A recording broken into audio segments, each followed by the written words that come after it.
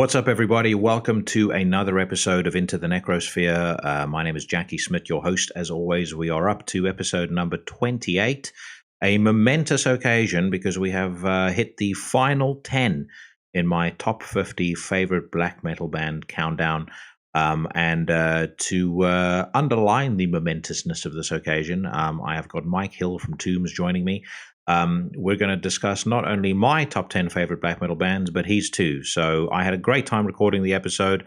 As I'm recording this, I haven't actually started to edit anything together, but I suspect this might be the first ever episode that cracks the 3-hour mark. So I hope that you enjoy it. I hope it's a good way to pass the time whilst most of you guys are locked down in quarantine and shelter-in-place orders and whatever else. As I'm recording this, it's a beautiful sunny Saturday morning.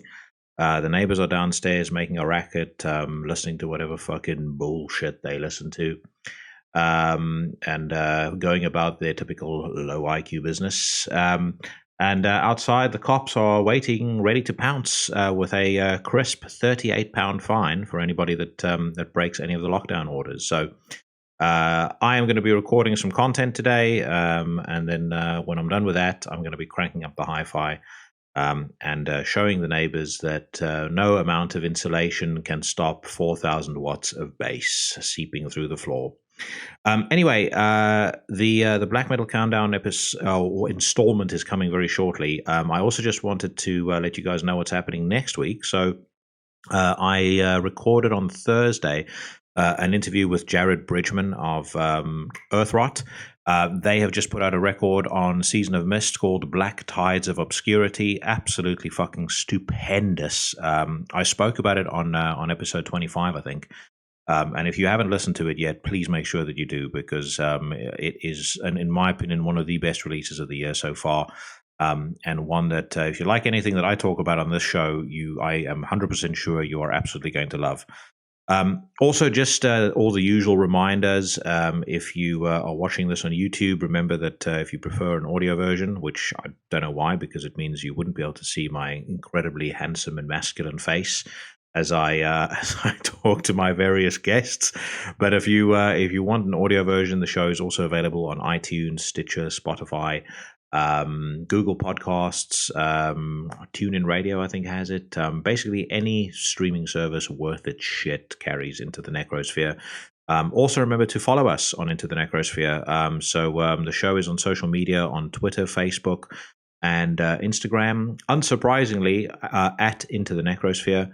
I post various updates, and once in a while, I used to quite regularly post kind of my view on specific albums and stuff like that on Instagram, which in fairness, used to get a bit of traction, but also have a fucking full-time job. I can't be busy with metal business all the time. Anyway, that is the intro pretty much done and dusted. I hope that everybody listening to this or watching this is safe and healthy. It is time now to welcome Mike Hill and get to the final part of my 50 favorite black metal bands countdown. Let's get this fucking show on the road.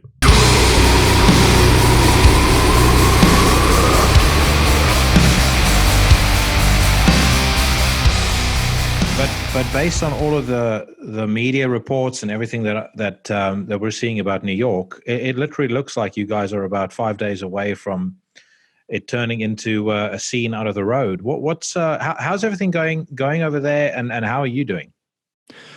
Well, I'm doing fine. I haven't really left the house that much, and obviously everyone's working from home, and the general concept is to minimize the amount of contact people have with each other. So, really, all I've been doing is staying at home. I can work remotely. Take walks when no one else is out on the street. And I haven't been into Manhattan, like, the city, quote unquote, for almost 2 weeks. So all I see is like, stuff I see online of what Manhattan looks like. And it definitely looks like, I Am Legend or something like that. I mean, there's some essential businesses that have to stay open, healthcare, stuff like the post office, things like that. But everyone's basically is at home right now. Yeah, that's the same over here. I mean, So they're starting to enforce it really strictly. They've got roadblocks and stuff up. Apparently, some folks who run convenience stores were given shit because they're selling Easter eggs, and Easter eggs are non-essential food items. So yeah, it's. I mean, it's really serious. You know, I still have my reservations over whether the response to this is worth it in the long run. And as much as I don't want to sound heartless or anything, you know, the numbers as far as flu, tuberculosis, and a number of other diseases, you know, the fatality rates there are still higher than this. And the amount of money that's being pumped into this by governments across essentially the entire Western Hemisphere, I think is something that's going to catch up with us in years to come. And you know, I think we're going to all pay a very, very steep price for this. Yeah, definitely. I mean, that's my feeling too. I mean, I don't. There's two sides of the way I feel about this. I guess one of them is that it's a global issue that everyone's dealing with, but also there's this. I'm always very reluctant to trust the government or central authority, and especially when there's so much control being exerted over the public. I question that, and also, like you were saying, you're citing some of the information that's out there about people that have died annually from, the common flu and these numbers. But I think that the issue really is the acceleration of cases, and they're just being overwhelmed, like the hospitals and doctors and whatnot being overwhelmed by the sheer number of cases. Not so much that it's this like Ebola contagion that's I mean, some people are acting like we're in Chernobyl or something where you go outside and you die, but that's not the case. But I know what you mean. I think the acceleration of the cases in part has to do with the fact that they're testing people a lot more now. But again, I just there's a part of me that's wondering whether with hindsight being 2020, we're going to look back on this in 20 years from now and go, yeah, it was worth doing it. If it is, good. If it's not, as I said, I think we're all going to feel it for quite a while. But let's talk about significantly more positive stuff. And so we are at the final installment of my epic countdown of my favorite 50 black metal bands. And thank you so much for coming on and doing this with me, because I think we're going to have a good conversation. And I think, like we said on Messenger, there's probably a fair few of those selections that we have in common, a fair few not.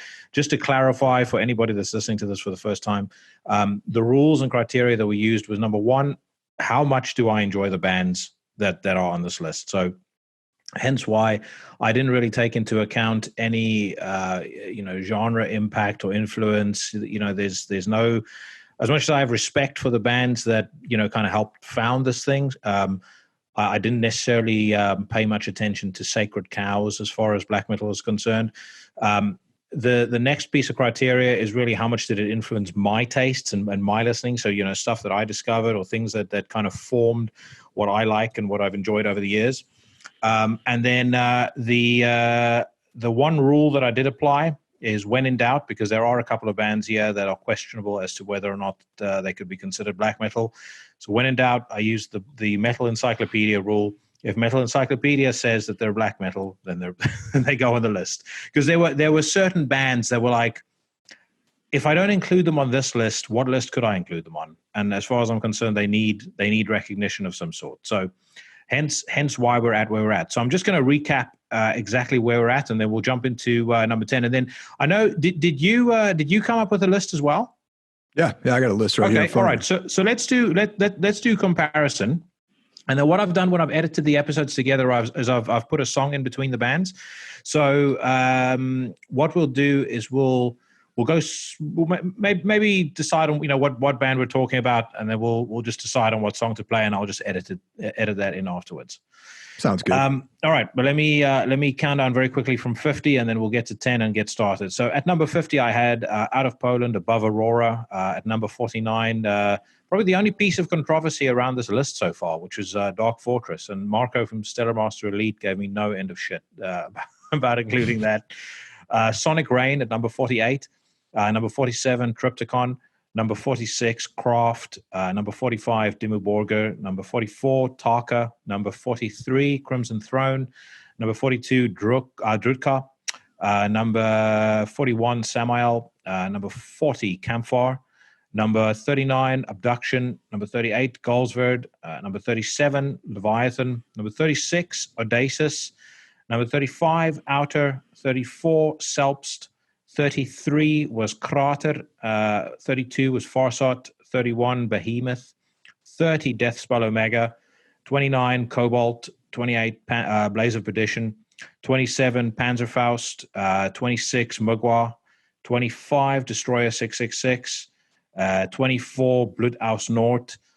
23, The Antichrist Imperium. 22, Aosoth. 21, Shining.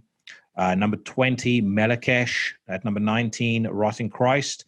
At number 18, a band that you'll be familiar with, Tombs. At number 17, and you'll be kind of starred down fucking Norway alley, Burzum. Number 16, Immortal. Number 15, Satyricon.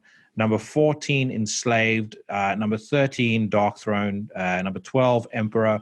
And then at number 11, I had Gorgoroth, and that brings us squarely into the top 10. So the first band that I have on my list at number 10 is Marduk, who I realized today when I was preparing for this call have been around for 30 years, which is insane.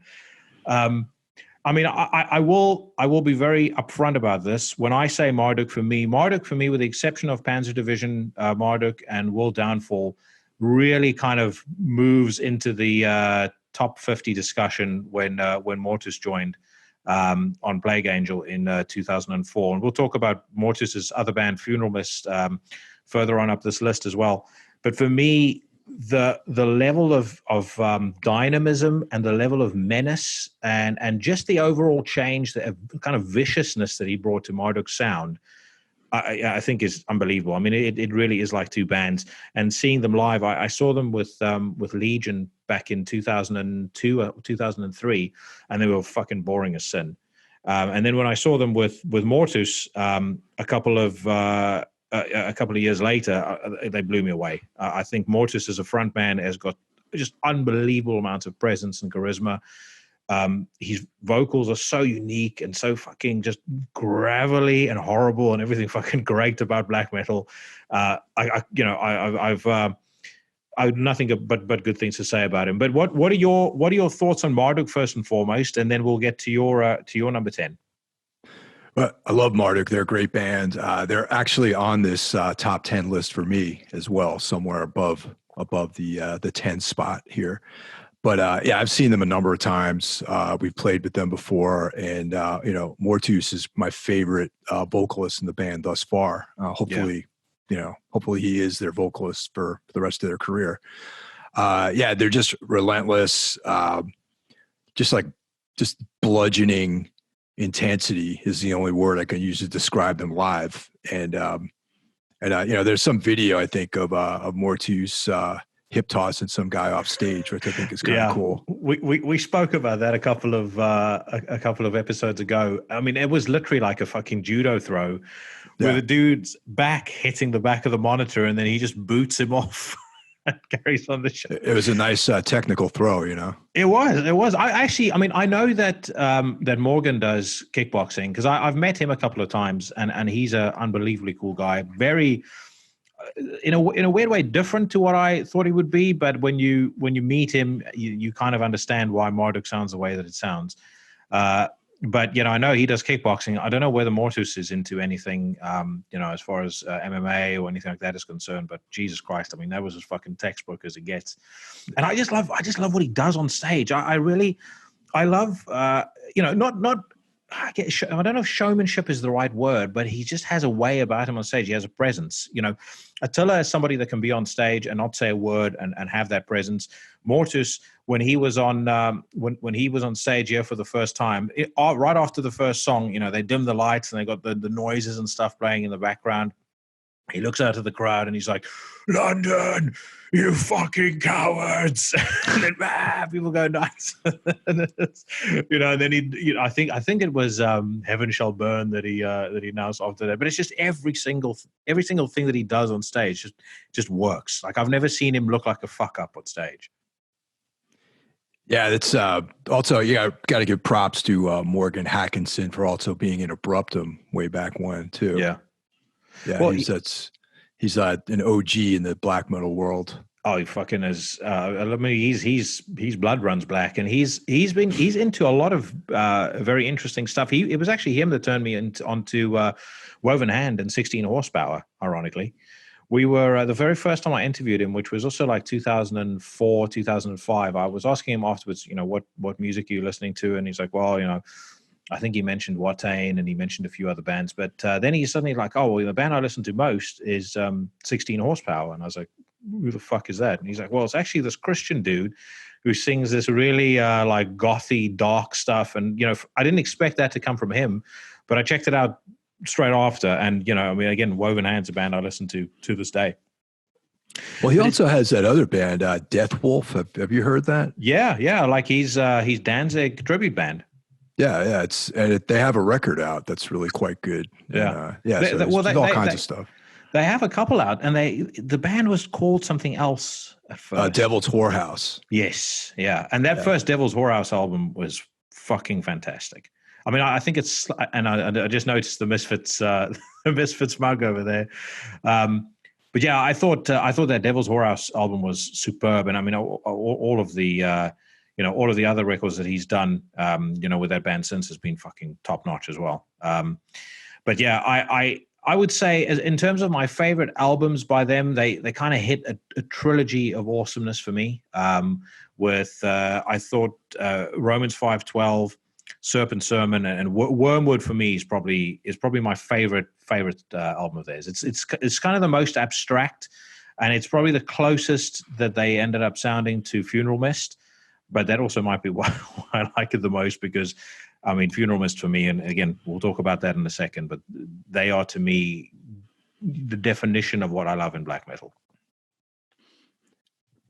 So, my number 10 is Aosoth. And I'm going, the criteria I'm picking is bands that have kind of influenced me directly and pushed my interest into other directions. You know what I mean? Like, the cool thing about Aosoth is they have, they got some splits with some other bands like Antaeus and Temple of Baal. And those splits actually turned me on to like those bands. And, I love Temple of Baal quite a bit. And then they just have such great records as well. Temple of Ashes of Angels and the Inside Scriptures being probably my two favorite of their records. For Aosoth. I absolutely loved Arrow in Heart. I thought that was just an unbelievable record. That was a record that made me discover them. And I can't remember whether it was on Brave Words or through Angry Metal Guy that I discovered them. But I remember somebody raving about the album. And then I looked them up on YouTube, and that video with that old lady stalking the hallways of her house and seeing the inverted crosses. I saw that.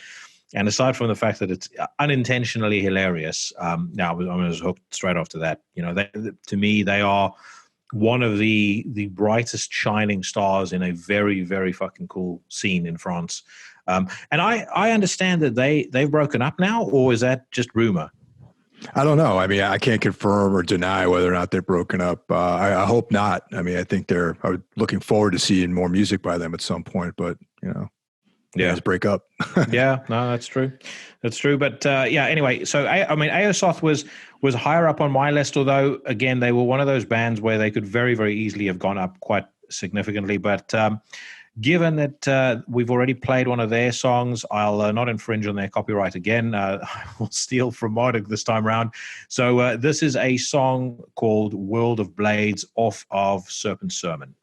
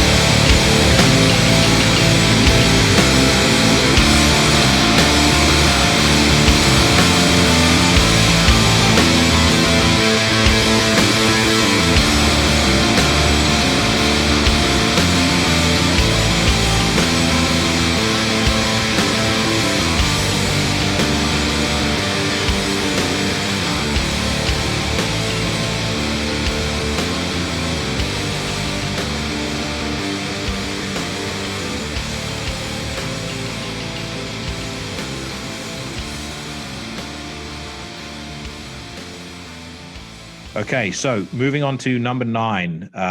This is a band that anybody who listens to the show should know because they provide the intro song, and they're not on this list for that reason. But they were the first band that I interviewed Marco, and Marco has been on several episodes since.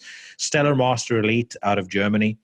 A band who kind of, in my view, take the very best elements of Red Harvest, Satyricon, Dark Throne, and they turn it into something that is kind of uniquely German. So it has kind of the precision of German black metal, but it has this really sort of emotive, crushing element to it that I find myself every single time I listen to any one of their 4 records just gobsmacked that they are not signed. And not just that they're not signed. I spoke to Marco at length about this, and he was saying to me, I mean, they'd approached a couple of different labels, and the labels just said, "Oh, we're not interested." And there's not a single person I've played any one of their records to that didn't go, "Fuck, this is amazing." So why that is, I don't know. But, for me, across 4 records, they have not put a foot wrong. And I have a suspicion that, the next stuff they make will be just as good. I don't know whether, I mean, are they a band that you have much experience with? No, I'm totally unfamiliar with them. So yeah, you should turn me on to some of their music, man, for sure. I will definitely send it to you. If you, like I said, if you kind of like the sci-fi black metal side of things. And not, when I say sci-fi, I don't mean like overly sci-fi. I mean more like Red Harvest, that real sort of desolate wasteland, just violent sound. I mean, they have that in spades. They also have a couple of parts that remind me a bit of Ruins of Beverest, and I know Marco in particular is a very big fan of that band.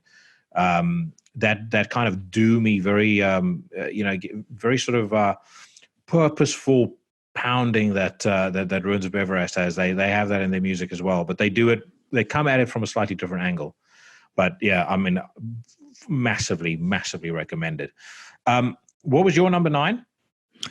For me, was Bluthaus Nord, a band that I'm a huge industrial fan, and I love Godflesh and bands of that nature. So Bluthaus Nord sort of combines both of these worlds of 2 of my favorite musical genres, and just makes this bleak sort of landscape of desolation, which I really appreciate. And the first record I heard by them was the Work Which Transforms God, and that title actually is what grabbed me. And I had a roommate a number of years ago who presented this record to me as being something that I would enjoy, and sure enough, I did.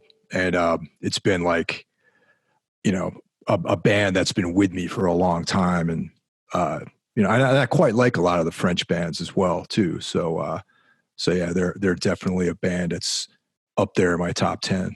Yeah. Again, they were up on mine. Again, obviously a little bit higher, but I have a tremendous amount of appreciation for them. And I remember, I don't think the world was ready for it when the Work That Transforms God came out, because it was something that when it came out at the time, I don't think there was anything that sounded like anywhere remotely like it. And as you say, it kind of combines the best of industrial with the sort of ambient. I wouldn't say soundscapes, but almost kind of just the melodic sensibility of sort of dark ambient music, and then this just violent, punishing black metal that they can throw over it. When we spoke about Bluthaus Nord a couple of episodes ago, we actually played Axis off of the Work That Transforms God. My favorite record by the band is Cosmosophy. Mm-hmm. And I That's know a it's great not. one, yeah. Yeah, I was about to say, I know it's not necessarily the go-to choice for everybody, but it's. I remember reading I don't know if it was an interview or an article with a frontman of Bluthaus Nord. He was talking about how he writes the records and how every record is kind of almost a self-contained anthology in its own right, and how he wants people to experience it end to end. And I don't think there's a more perfect example of that than that album. It goes through so many different moods and so many different kind of states where it's sometimes it's very very slow and melodic, sometimes it's very very moody, very beautiful, and then other times it gets really sort of grandiose and punishing. But I thought that to me has been thus far the absolute apex of what that band has done. Yeah, they're great.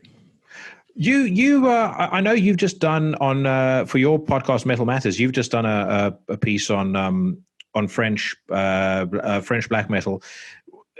I guess how did you get in? Firstly, I'm curious about the podcast because I've after you and I had our first conversation, I really got into it, and I really got into the Everything Went Black podcast as well, both of which are fucking excellent. Thank you. But you've kind of morphed this into this whole big media conglomerate. So how did you get?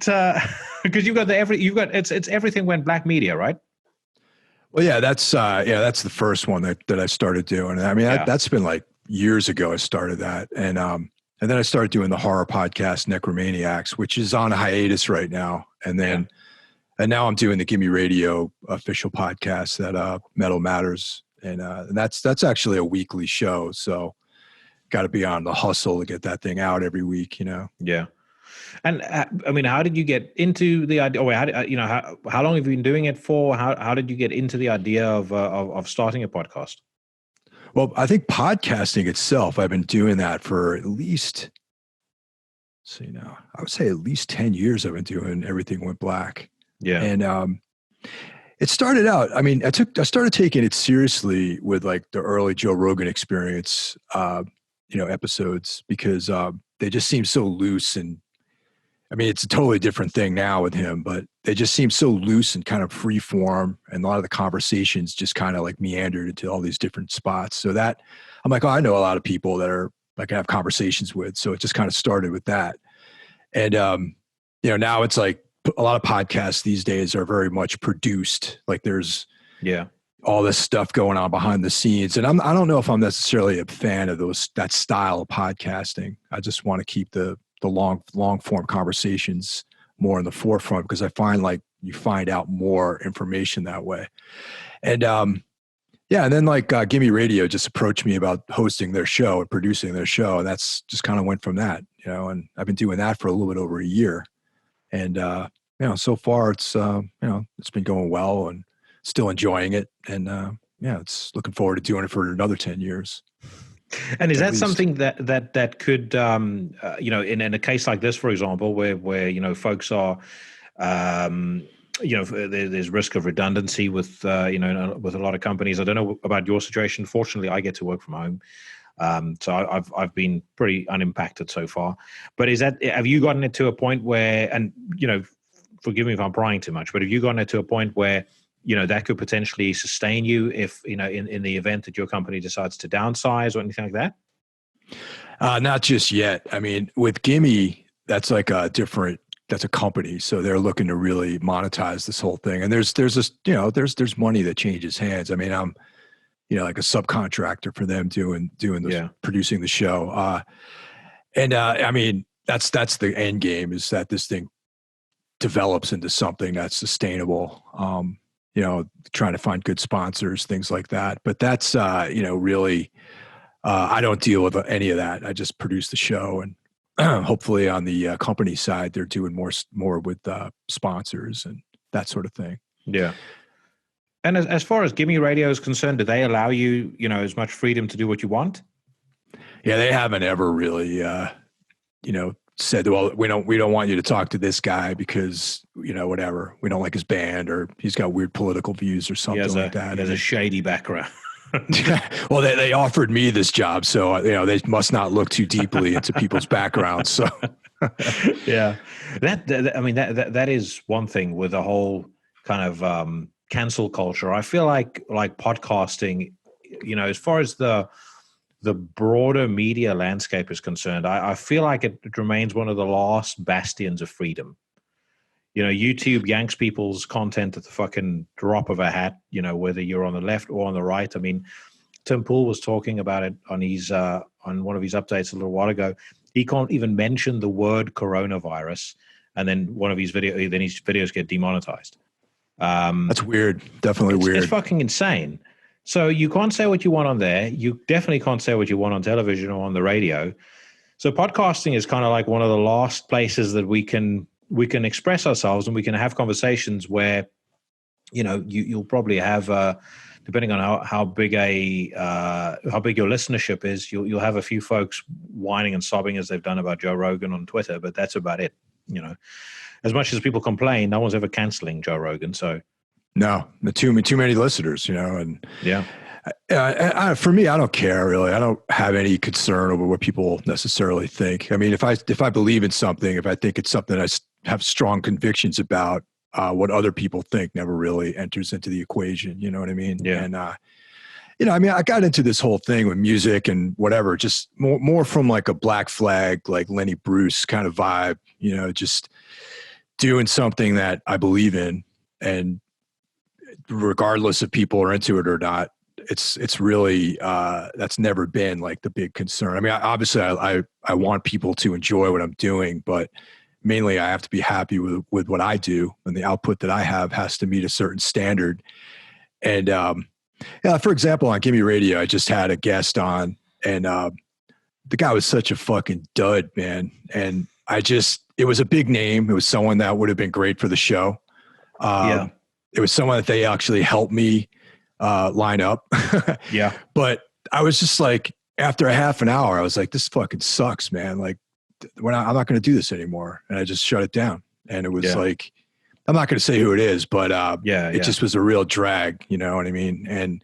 But I just can't put out something that's going to reflect poorly on me and the work that I do. So, yeah, I mean, I'm not one of those guys who are going to eat shit because this looks good or whatever. I'd rather not do something and feel good about that than put something out and feel bad about it. You know what I mean? Yeah. And the thing is, though, it takes a lot of confidence to be able to do that, because, like, I don't know whether I spoke to you about that, but I was saying to Pavel from Blaze of Perdition, like, all of these conversations, because of the way that I run them on my show, and I get the sense you do something similar on yours. And I'm not going to lie to you, I've learned quite a lot from listening to some of your podcasts. Oh, but cool. I see it like sort of climbing a hill, and you get to this point in the conversation where you've reached the crest of the hill, and then right when you get to the top, you can sense this person, the guy, girl, whatever, has exhaled, and they've relaxed, and they've let their guard down, and then from there on, the conversation really starts to flow, and it really starts to get fun. I've never had it where that doesn't happen, at least within the first half an hour. But I've told the story quite a few times, but I remember back when I was still writing, interviewing Gall, and it was an interview I was looking forward to so much. After about 12 minutes, the interview was done. There was literally I hate that. It's like you. I mean, I know it's a thing where I was going to transcribe it. There wasn't video of it, but I was like, Jesus Christ, man! Do something to promote yourself here, or at least participate in the conversation. It's like, I'm not asking you dumb questions here. Well, the last thing I did, I actually had interviewed this guy once before, and for an article, and the whole thing was like, the way this person presents themselves is this like deeply philosophical person who's into all this like dark sort of stuff. And when I wanted to talk about that, he didn't want to talk about any of that. So it leads me to believe that there might be a certain shallowness to this person, and that might have exposed them for being that, So I have no doubt about that. I mean, there's a lot of that, and there's also, I mean, in my experience, a lot of the guys that you think are going to be these kind of dark, grim characters turn out to be, some of the sweetest people you'll ever meet. Sakis from Rotten Christ. I was fucking terrified of meeting him, and he is. I mean, I'm sure you've met him, but he's just. He was a guest on Metal Matters like a year ago. Yeah, he's a great guy. Such a cool guy. Okay, so we digress. I'm going to go with a song by Stairmaster Elite. In fact, I'm going to go with the intro song that we play on the show. But rather than regaling people with 20 seconds, they get to hear the full song. So this is off the new Stairmaster Elite album. It's called Null.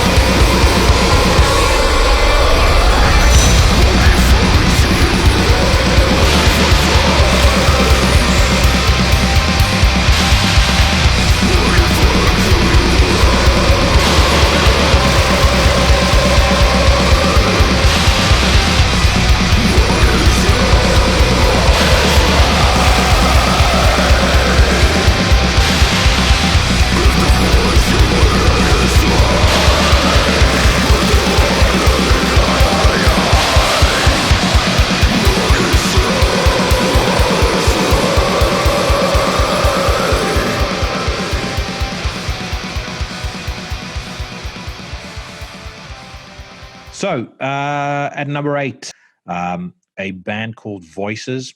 They feature a pretty significant chunk of the members of Akakaka. Got started whilst Akakaka were in limbo. And their first record, From the Human Forest Create a Fuge of Imaginary Rain, is full on mayhem black metal worship. And it is fucking spectacular. And then they did a complete swerve the very next year with a record called London, which kind of retains a lot of the black metal elements, but it adds in kind of sort of progressive storytelling, but in a way that I've never heard a band do before. It's like very, very English, and especially after I'd met and I'd spoken to Sam from the band, and I've met David a couple of times. I think particularly for David, this is where his personality shines through the most on any release he's done, including Akakaka. A lot of people I know, regard London as one of their favorite records of all time. They then brought out an album 4 years later called Frightened, which, completely veered away from black metal and really kind of took me a while to get used to, but it's an album that I've grown to love. That being said, for me, this band is as high up as they are based on the just unbelievable strength of those first 2 albums. Both of them are just flawless masterclasses. One, as I said, in just kind of fucking necro, grim, badass black metal, and the next in just something entirely unique. And one of the first times, I'm not a fan of concept albums as a rule. I think there's a couple that are okay, but for the most part, I feel about concept records the way I feel about people using Edgar Allan Poe for as lyrics. But I just thought that London was just absolutely fucking spectacular. Are you familiar with them? Are they a band that you know? I mean, I have a very limited awareness of that band, actually. Yeah. I know Ackercock, and that band's pretty cool. But this other band you're talking about, I'm not too familiar with them at all. Well, so there are basically 3 splinter bands. Actually, sorry, 2 splinter bands, and then there's Ackercock, which is kind of the main band. But the Antichrist Imperium, which is masterful, and then there's Voices, and then there's Ackercock, and I'd say Voices is probably the more chilled out of the 3, but no less brilliant and no less worth paying attention to. Your number 8 pick? I'm going for a very, my list actually is quite obvious in some ways. But, these are bands that I think I, hold in very high regard. And so my number 8 is Gorgoroth. Mm-hmm. And I think that Gorgoroth was the first black metal band that had this sort of the death metal intensity to it. That one record, Ad Majorum Satanis Gloriam. Yeah. That record in particular really, and that actually really influenced me creatively, like that very specifically that record. And for that reason, I always include Gorgoroth on, on these types of things, these types of lists of bands and favorites and all that. And that record always figures very highly in that. And then just as a character, I think Gall is a very interesting guy. And unfortunately, you had that, dud of an interview with him. Well, that's the thing, man. I still think he's an interesting guy, and I'd love to speak to him again. Liorsifer, who did one of my tattoos, and he was on one of the shows previously. He's become really good friends with him because he did this black metal art installation at Gall's gallery in I think Bergen, and he's gotten to know him since, and apparently he's a fucking great guy. But I do think there's probably several layers that you have to work through before you get to actually start talking to him. And you know what? I actually get it too, because when I spoke to him was when Ad Majorum came out, and that was right around the time where they had all the controversy around the naked women and men crucified on stage and being banned out of Poland and all that shit. So I can imagine he was being asked just all sorts of fucking inane questions. I remember being at a press day for Scott Ian once, and I went to dinner with him and with a guy from Nuclear Blast who was with us at the time. And I asked Scott, how many interviews have you done? And he said over the course of the last 3 days, nearly 150. And I kind of, so I empathize with it because I can imagine you've probably been in the same boat. The amount of tedious fucking bullshit questions that you get asked, and that you kind of almost have to prepare these stock answers for. I think that wears on you after a while. Yeah, it could get old real quick when people ask you sort of questions that are repetitive, you know. But I mean, what you just mentioned is another reason why I really cite Gorgoroth as an important band is, you know, they're one of the bands that actually brought that whole element to it.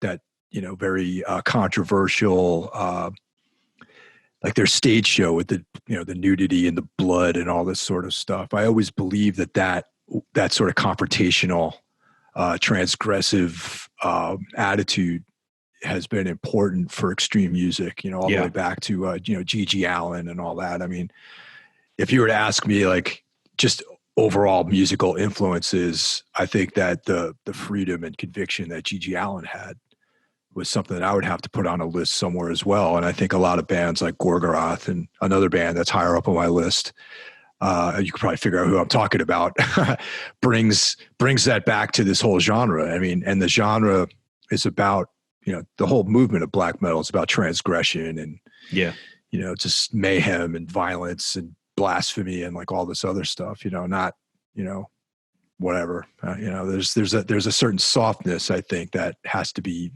absent from this type of music. I think that's extremely well said. Morgan from Marduk said it to me on an interview as well, and I thought it was spot on. He was like, black metal is about being a fist in the face of God, not about sitting by the side of the lake looking sad. and that was around the time when there was a lot of that fucking depressive black metal coming out, and, you know, a lot of, you know, album covers of a woman sitting by a lake looking somber, and, you know, some fucking dickhead walking in a forest looking like he's crying. And I absolutely despise that and hate it to this day. And I do agree with you. There's something empowering about that confrontation that a band like Gorgoroth brings, and that's, I think, why so many people were attracted to them. You know, and I don't know if it's just me, but for me to this day, just the sight of the Gorgoroth logo, as much as it's just simple text, there's still like it just has much more impact to me than, you know, a lot of. I mean, you can take a fucking 1,000,001 deathcore bands and put them up against Ad Majorem, Satanas Gloriam, and you know, that album absolutely fucking wipes the floor with them. We did actually talk about this on the previous episode, and I played a song off that album. But out of interest, what is your favorite track off that record? Oh, Carving a Giant. Okay. Yeah, mine was Exit, in part because of that fucking incredible melodic outro where he's just, I don't know what he's screaming, but whatever he's screaming, he sounds incredible. But I mean, from start to finish, it is just an absolute fucking beast of an album. So, okay, so what I'm going to do is this. I'm going to play Carving a Giant just because it's awesome. And then straight after, off the first Voices record, entitled From the Human Forest Create a Fuge of Imaginary Rain, I'm going to play Unawareness of Human Emotion.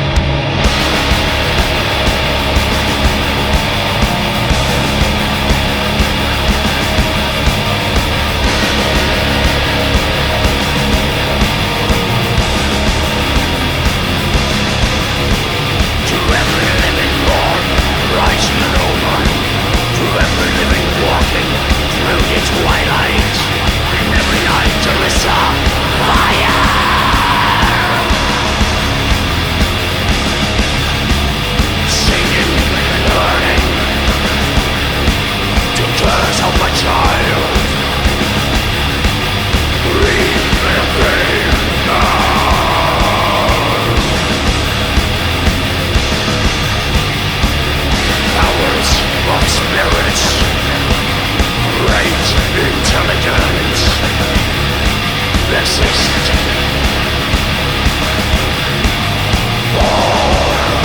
Awaken and save us all.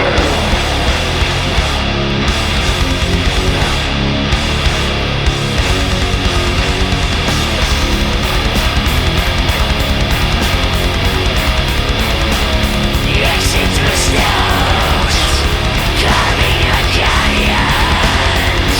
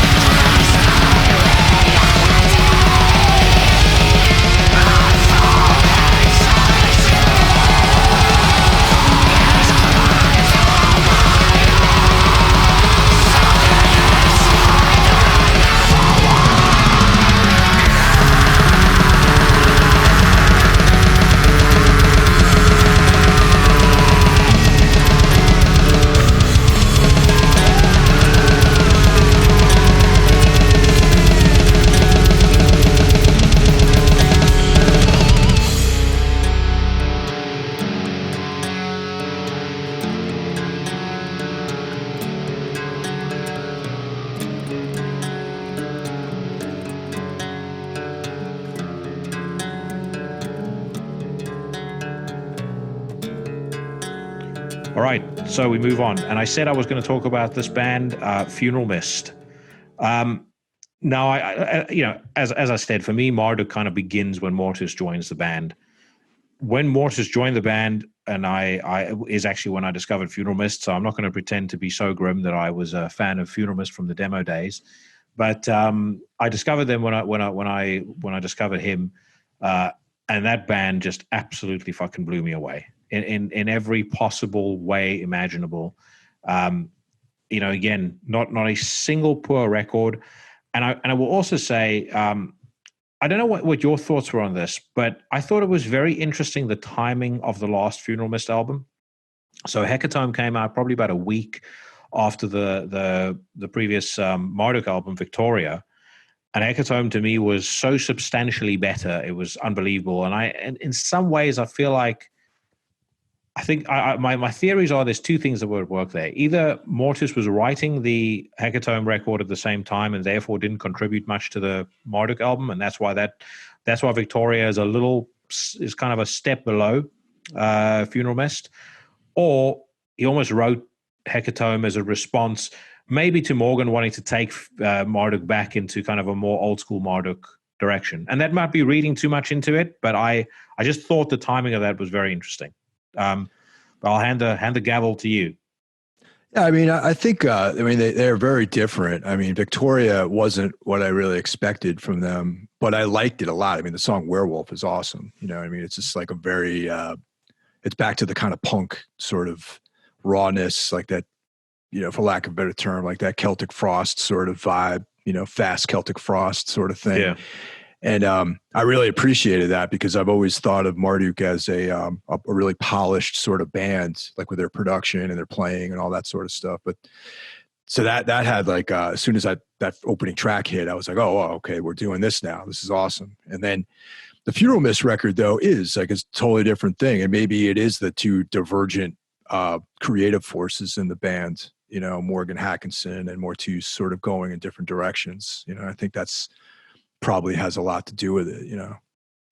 Yeah, and I liked Victoria as well. I missed some of the more abstract stuff. So like the best song off Victoria for me was the last track, Silent Night, because I thought that brought back a lot of the atmosphere and a lot of the menace that for me was absent on a lot of the songs on that record.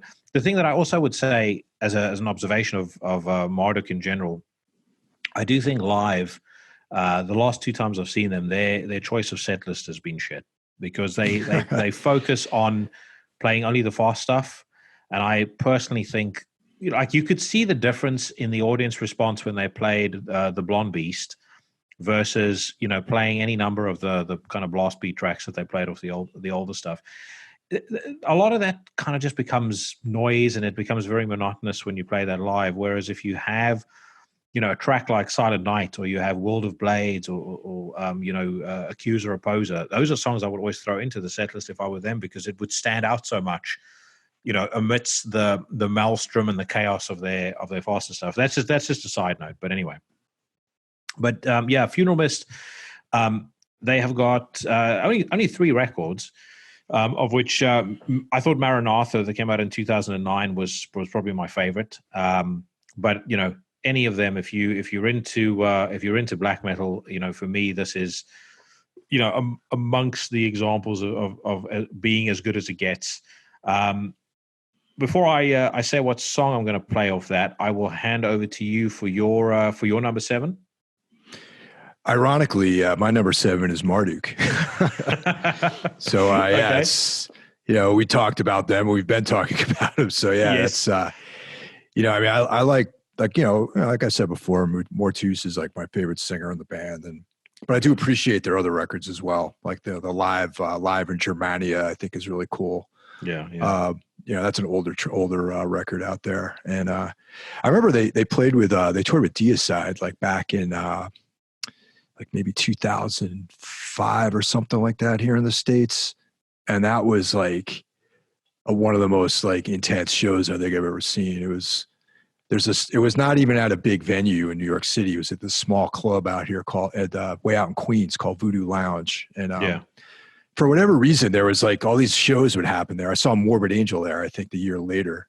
And it was just some weird spot, like almost on the border of like Queens and Long Island. And I don't know, it was just the atmosphere of seeing it way out there with these like totally evil bands was like something that's one of those moments you like never really forget, you know? Yeah, man, Deerside's a good example. I've seen them live probably 8 or 9 times. I've seen them be very boring, but fucking hell, they're one of those bands that when they are on form, there are very, very few bands that can compare to just how brutal those shows can get. And I was there for the show that they recorded for the When London Burns DVD. I'm actually kind of just off camera.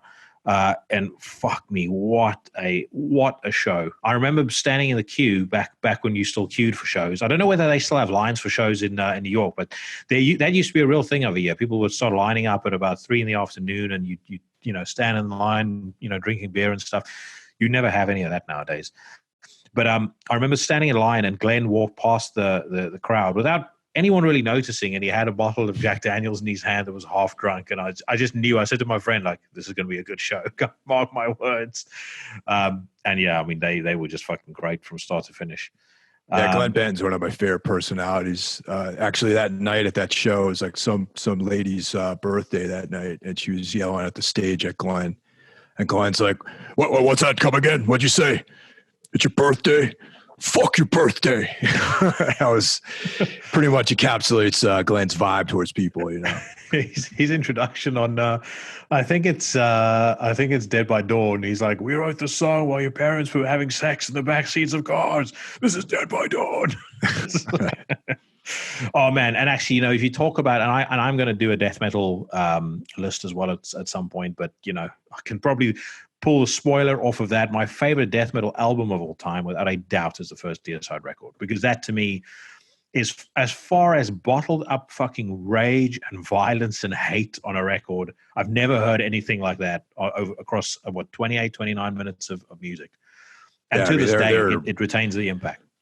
Yeah, they're pioneers, man. Definitely, Deicide. Yeah. I like them better live, though, I think, than I do on record, honestly. But yeah, they're pioneers for sure. Yeah, and nowadays, definitely. I do miss Glenn's. I wish his voice hadn't. I mean, and I think it was a natural thing. I don't think it was a case of him purposefully wanting to go that deep. But I think that I miss the sort of Deicide, and Legion.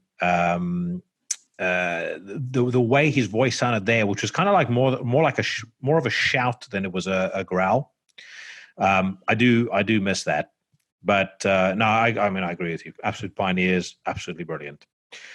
So I am going to play By Funeral Mist off of Maranatha, which came out in 2009 on a label called Norma Evangelium Diaboli. This is a song called Anti-Flesh Nimbus.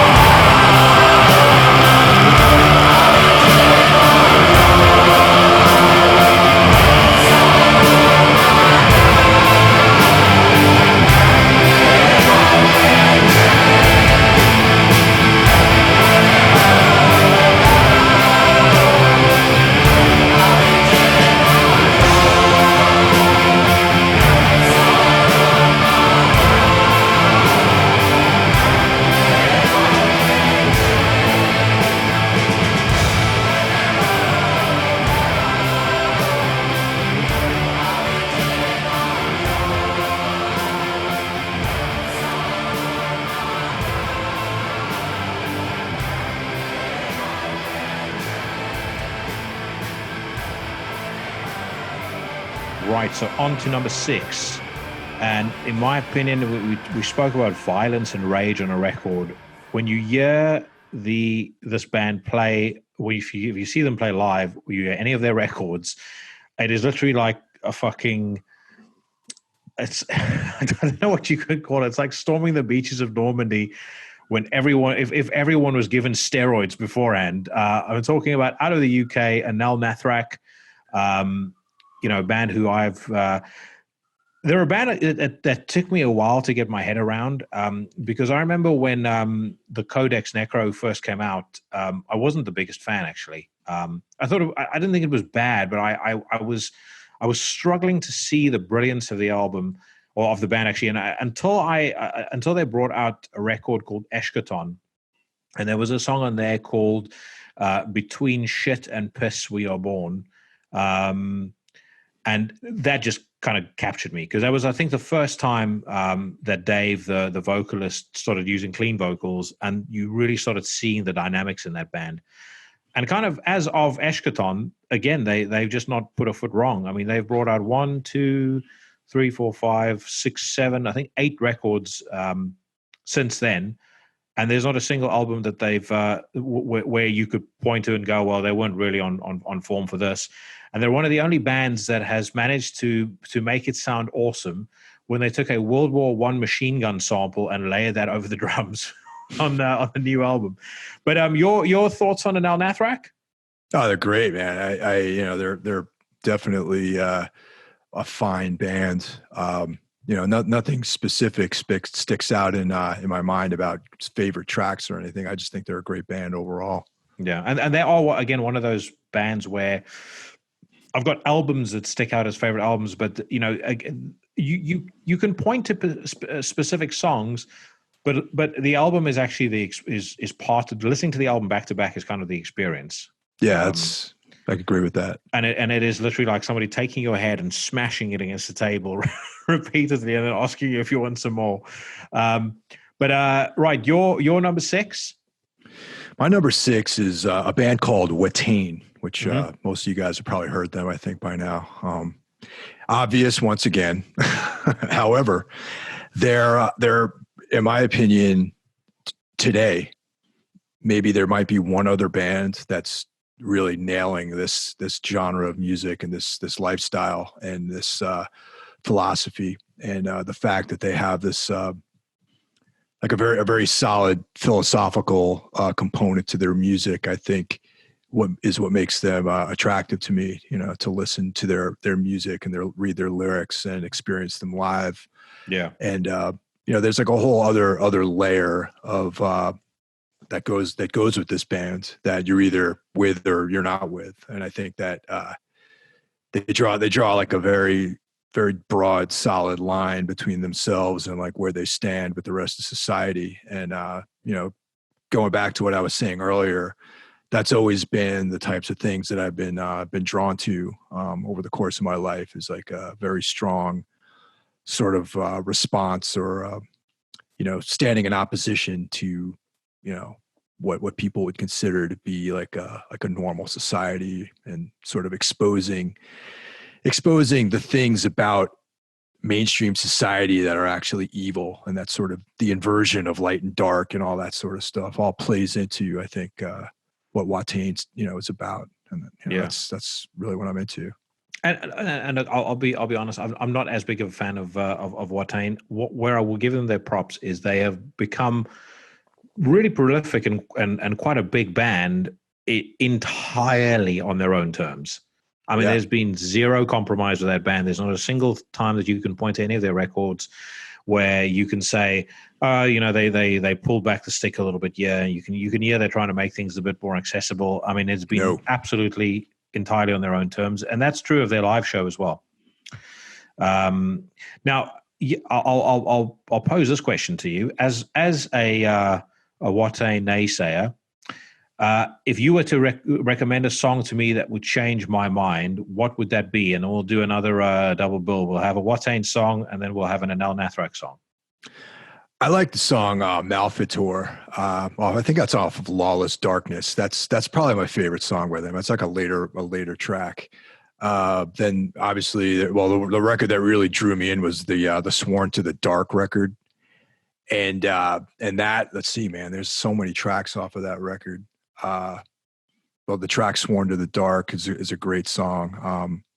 They're a band that I look to for the entire album as opposed to just individual tracks. But Malfator is like, that song is like solid, man. You listen to that to just, it's one of those songs where I feel like destroying things when I listen to it. So that's always a good sign. Very much so. All right, so we'll go with that song, and then straight after my favorite Nal Nathrak track.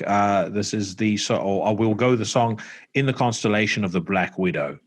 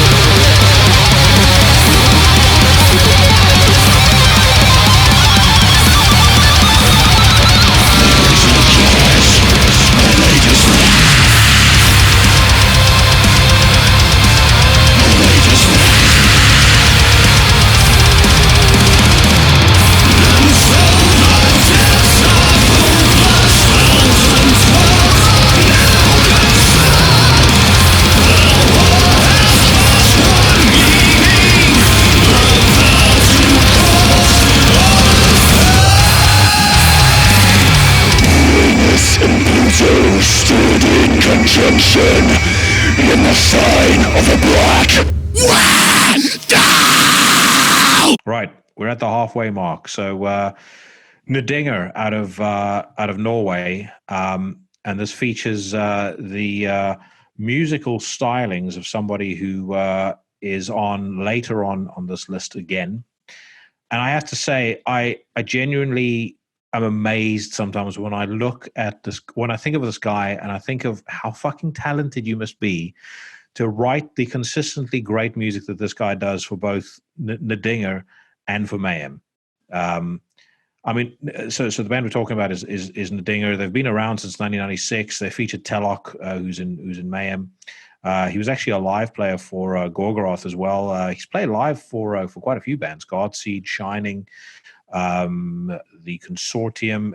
The guy's a fucking musical genius. And Nadinger is one of those bands that, again, I was a bit late to the party, but I discovered them when the High Heat Licks Against Heaven came out in 2017, and then I just got completely obsessed with their back catalog. So got very heavily into the Greatest of Deceivers, Wolffather. I thought their first record, Sorrow, Infinite, and Darkness, was great.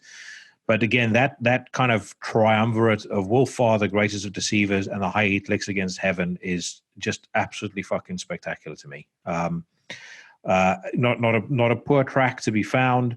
It has it's very distinctly different from Mayhem, which again is why I'm so in awe of Telok as a songwriter and as a musician.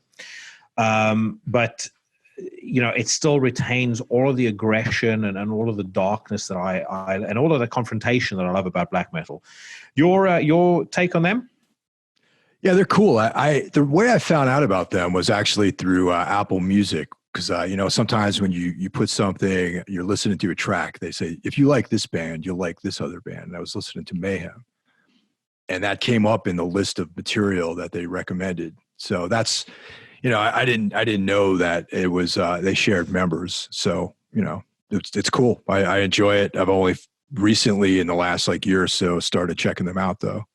Yeah, no, I can't recommend their back catalog enough. And again, I don't think there's a poor song to be found there. What's your number 5? My number 5, once again, going for the most common denominator. It's Emperor, and they have to figure on this because Emperor was probably way back in 1992 when I first read this article about black metal, where was the first black metal demo that I actually owned was that split they did with Enslaved, and which is very much different than what they turned into years later. But Emperor was and now that we're getting into the top, we're going to see more of these you know, kind of like seminal bands that really helped mold black metal. But yeah, Emperor is a band that drew me in. It was I heard Emperor, Burzum, Dark Throne, okay, and Enslaved, and they're all cool. I enjoyed all what they were doing, but really, Emperor was what got the hook in me to explore this style of music and to get deeper into what it was all about. And then there was, you know, they had Anthems in the Welkin at Dusk and in the Nightside Eclipse, and you know, that 9 Equilibrium record, and that was, to me, like those 3 records with this, I feel that they're similar to the way that I see Enemy of the Sun, Souls at Zero, and Through Silver and Blood by Neurosis. That's like they comprise this like body of work that really transforms the music into a different sort of environment. And I think that that's the thing about Emperor. It's like they started off as like super raw, very cult sounding, very necro, and they became this like symphonic, you know, technical, complete band that you feel like can produce any kind of music, but still has that same emotional impact. You know, it's like yeah. I agree with you, and they were number 12 on my list. I will also say, I mean, giving them their props, they were probably in terms of bands that got me really kind of down the path of black metal. I think when I first heard In the Nightside Eclipse was when I really kind of got turned. And I mean, I was only about 15 or 16 years old at the time, but that really kind of steered me down the path to darkness. The only thing that I wouldn't say I have against them, because bands should be able to do whatever they want. But I didn't like Prometheus, and I really dislike the Ishan solo albums. And I made this point on the last episode. I feel like Samoth and Ishan were the perfect combination, because you had Ishan's creativity and you had Samoth's appreciation of kind of heavy, brutal fundamentals. And I think the two balance each other out really, really well. And I think when Ishan is left to kind of indulge his creativity too much, then you get a record that sounds very navel gazing. And I think Prometheus was that. And I mean, since that, that has continued across all of his solo records. This Telemark EP that he's just put out now is absolutely fucking diabolical. But there's no denying, well, whatever you think of that, whether you love it or whether you hate it, those three records that you mentioned, In the Nightside Eclipse, Anthems to the Welcome at Dusk, and 9 Equilibrium, are classics, 10 out of 10 records, and they always will be. Amen. So, okay. We'll go with the track by Nadinger. This is off of Greatest of Deceivers, and the song is called The Worm is Crowned. The worm is crowned.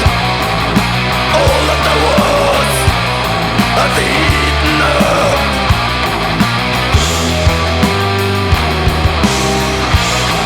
And all of the war is its nature until tomorrow. And all that there shall be is nothing. This burden must thou take up. The worm is crowned.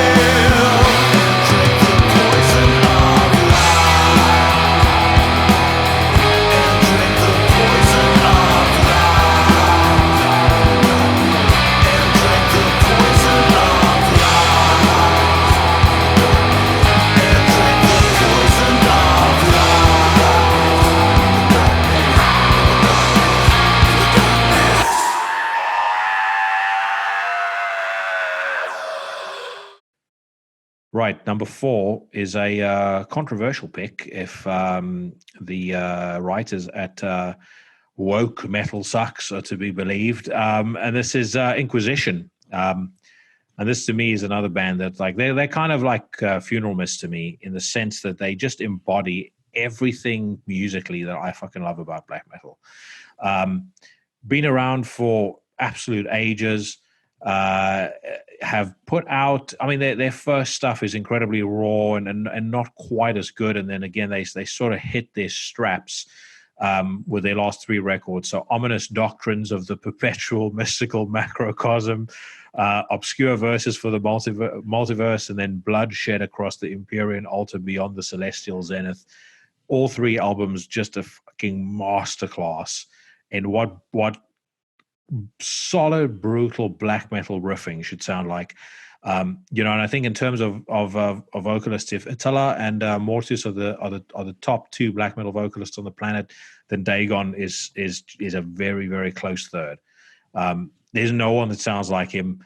He's kind of like everything that you wish Abath would sound like, but Abath is too drunk to sound like that. So that's what we're kind of left with.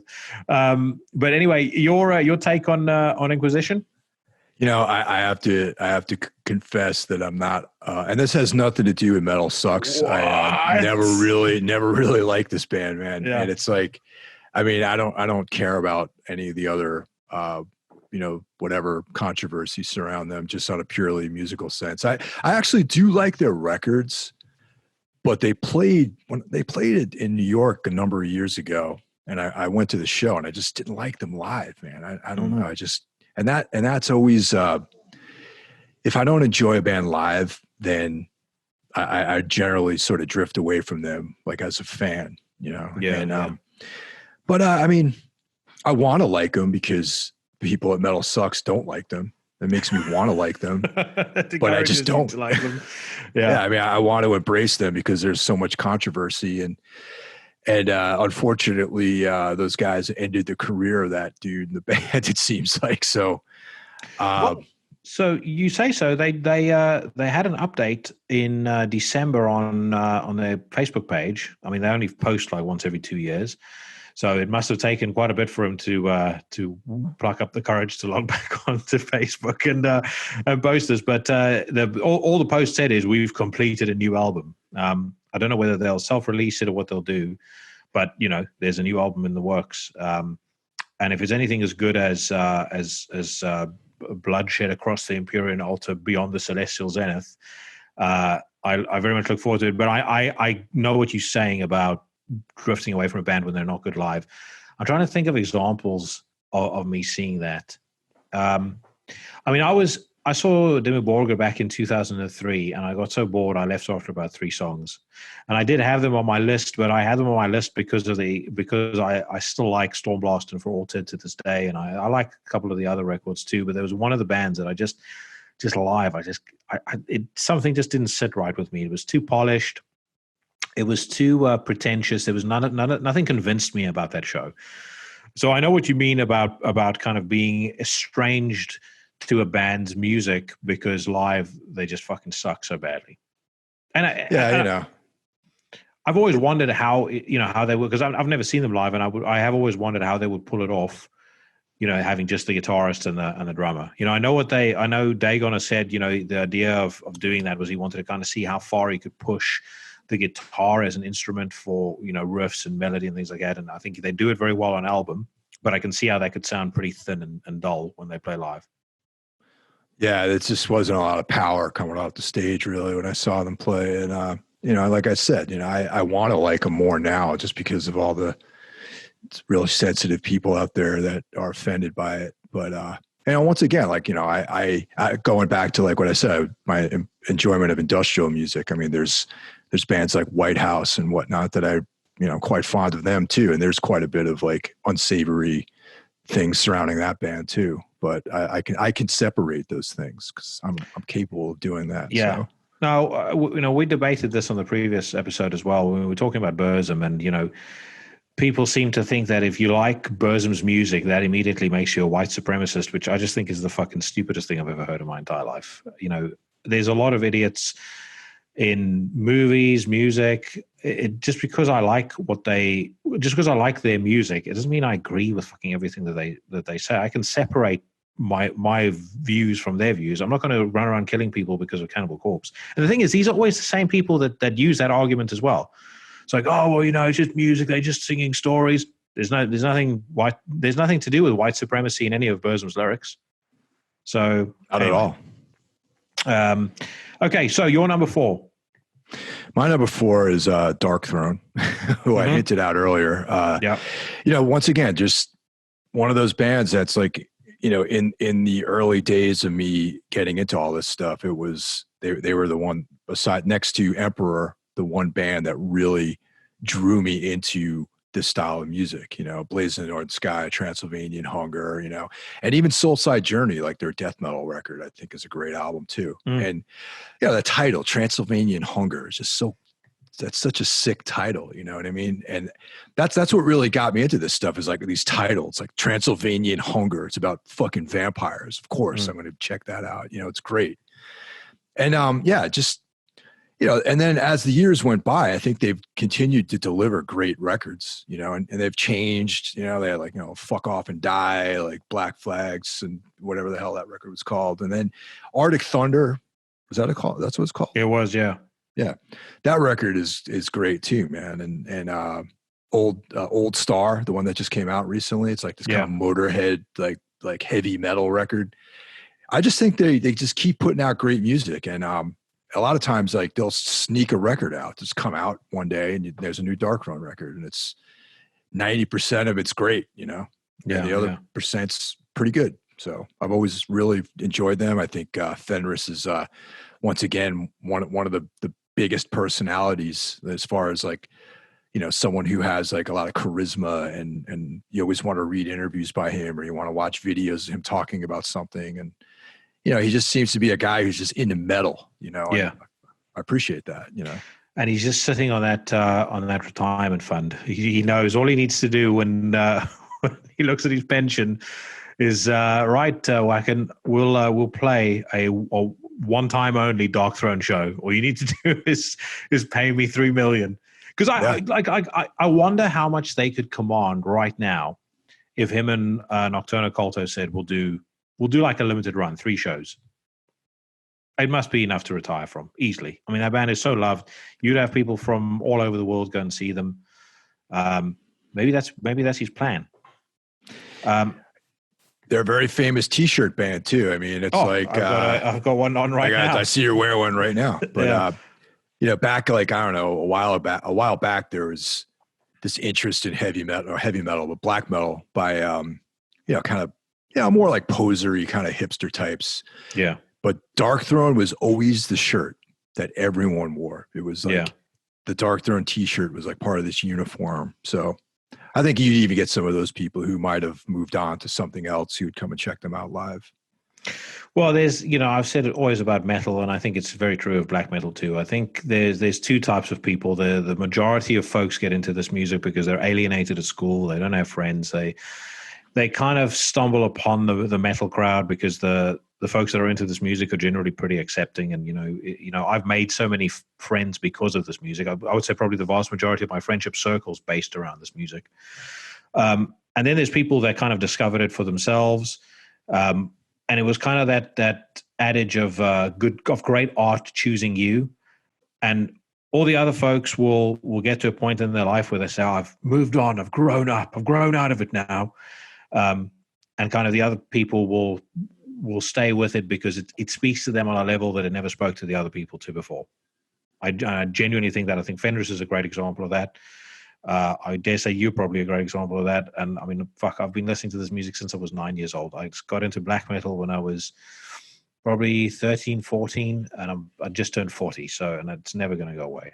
There's like a feeling I get, like, you talk about Dark Throne. There's a feeling I get every time I put on Hate Them, and that first, like, just sort of that first guitar line plays and it just sort of echoes. I get goosebumps every time I hear it. Even just thinking about it, just gives me the same thrill as when I heard it the first time. And there's not a lot in the world that you can say that about. Okay, so I'm going to go with a track by Inquisition. What will I go for? So I'm going to go for a song off of Bloodshed Across the Empyrean Altar, and I will go with the very succinctly titled "Through the Divine Spirit of Satan, a Glorious Universe is Known."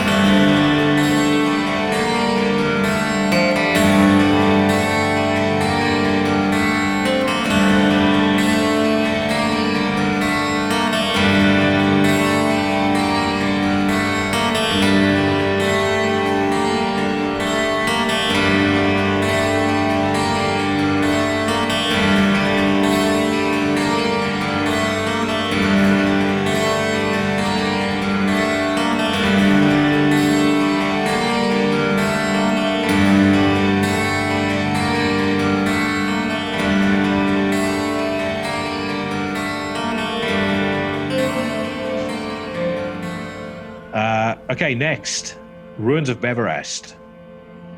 Now, I'm gonna before I talk about Ruins of Beverast, I'm gonna ask you what you think of them. I love them. I saw them last year. They were amazing. Short if you don't like them. No, they were great, man. I love the band anyway, but they played in New York this past summer. There was a festival, and Ruins of Beverast played, and it was like mind-blowingly great. Excellent band.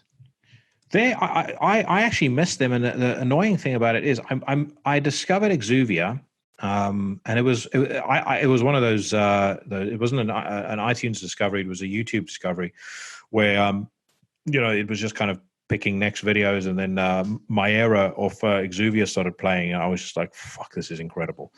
And no sooner had I got into them when I looked at the gig listings for London, and they had played a show in support of King Dude.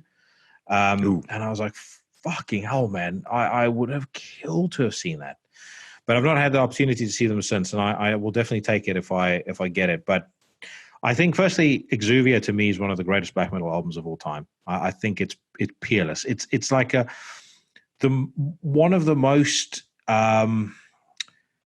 spiritual journeys that I can think of going on when listening to music. And I don't know if I mentioned this when we spoke last time, but I'm a fucking big time audio nut. So I have spent more money than is sensible on my hi-fi system, and there is nothing that I love more than turning it on, and I will literally sit back and just listen through the 70 minutes odd or however long that album is. And it's just from start to finish. It takes you on a journey that is I mean, that's why I'm fucking stumbling like a fucking idiot. You can't put into words what the album does to you. All I can say is you need to listen to it to experience it for yourself. And they have been building up to that. All of their previous records were good. I know, the Foulest Seaman of a Sheltered Elite features on a lot of, best black metal albums of all time lists. But I feel like it kind of built up and built up and built up to Exuvia. And I think Alexander really hit, the absolute apex. And I'm curious to see what he can do next. The new single that they've put out, on that split EP that they did with Morning Beloved. The EP is called Don't Walk on the Mass Graves, and I think their song is called Silhouettes of Death's Grace, is excellent. I'm curious to see what he does after this, because I don't know how you top a record like Exuvia.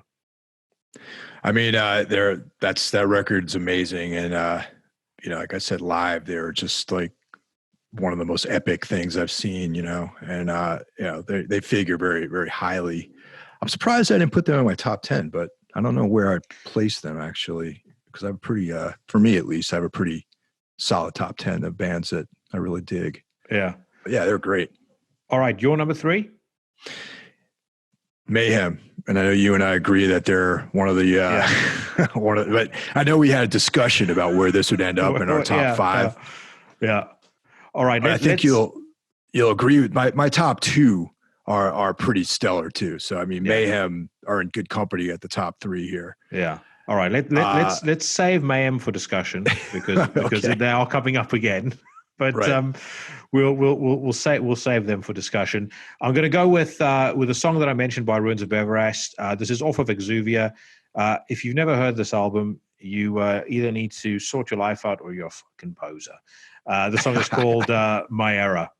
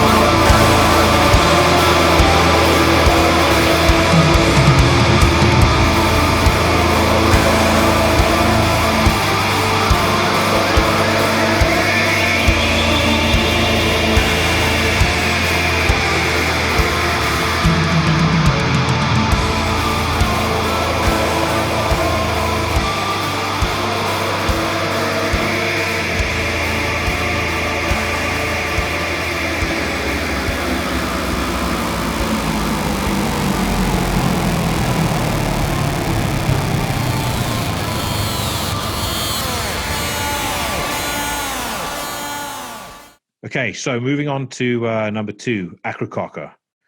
I am, I'll just be very honest and says I'm such a fucking nut hugger for this band. It's ridiculous, and I've kind of had the good fortune to become really good friends with Jason as well. And I met him just very randomly on at a show. We hit it off, and we've kind of had a few barbecues since, and spent many a night watching South Korean horror movies, and drinking a lot of beer, and it's interesting getting to know him. But then going back to listening to their music and still feeling like a complete and utter fucking fan geek. But I remember seeing them live for the first time, and it was when they were still wearing the suits. And I kind of couldn't wrap my head around them because they were so different to anything I'd ever heard at the time. It was kind of like, the way I describe them is like, imagine if Emperor, while they were recording in the Nightside Eclipse, decided to get Frank Mullen over as the vocalist, and then they decided to also at the same time listen to a shitload of Killing Joke and get Jazz to come and produce the album. That's basically what they ended up sounding like.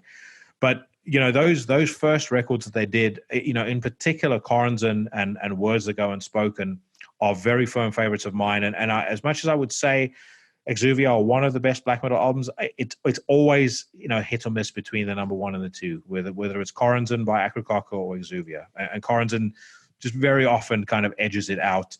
It's so fucking badass and grim and aggressive and full of atmosphere. It's a record I will fucking love until the day that I die. Great. I like that band quite a bit. Not to the extent that I think you do, though, unfortunately. But my old guitar player Garrett was a huge fan of theirs too, and we would listen to them in the van quite a bit. And it's definitely a band that I like. It's not on my top 10 here. Everyone's different, man. No, of course. We were talking earlier about cool shit people say on stage. One of the funniest things Jason ever did, and again, this is back before I knew him. This was probably 2003. I think it's just when Corenson came out. They played the opening song, and they kind of let the guitars ring out, and he looked out at the crowd, and he's like, "We hear you, London, and when we hear you, he hears you." He pointed out. I was like, "Fuck it, this is brilliant." And anyway, that's beside the point. Your number 2. My number 2 is Celtic Frost, man. Yeah, it's none of this would exist, I feel like, without them. I mean, and not only in black metal, but there's so many different genres of music within heavy music that really owe it to them. There's like hardcore bands that sound like Celtic Frost. Like doom metal, black metal. It's all kind of in that mix of stuff that they put out, and specifically for me, Tom Gabriel Fisher is almost like this, sort of godhead to me. It's this very spiritual connection with what he does creatively. Like even Triptychon for me is, and that's on your list as well. I saw them there. It's almost like there's this force that exudes out of him that I'm like constantly caught in this like weird tractor beam of whatever he's doing creatively, and it just influences whatever I do. I mean, there's so much that I owe to Tom Fisher and and Martin Ain and other members of the band, and I just think that I can't say enough positive things about Celtic Frost and how important they are to me as a band. So they're still not number 1, but they're on this list at number 2. Well, but, I said this to you before. I can hear a lot of Celtic Frost influence in Tombs' music. Not in a bad way. Like you kind of there's a definite tip of the hat to their music. And you spoke about his influence. I mean, his influence stretches all the way to New York hardcore.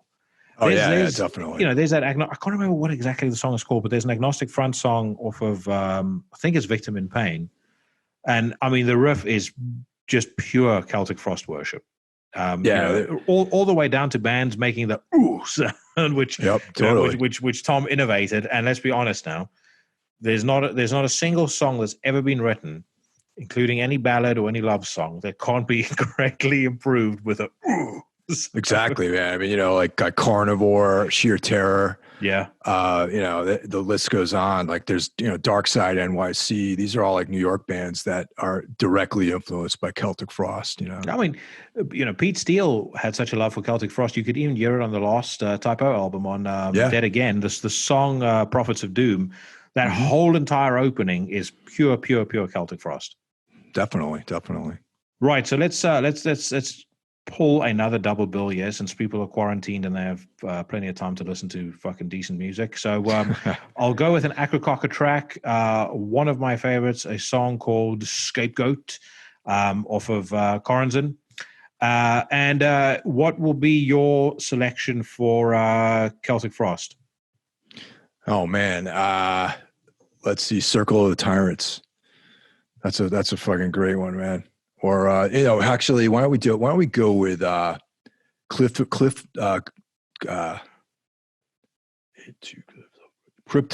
of Rays. Crypt of Rays. That'd be a good one. I think didn't Obituary do a cover of Crypt of Rays? Somebody did.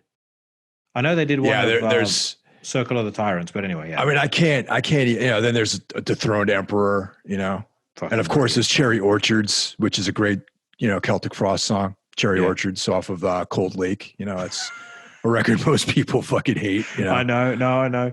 What? Okay, so if you could do a cover of a Celtic Frost song with Tombs, what would you go for?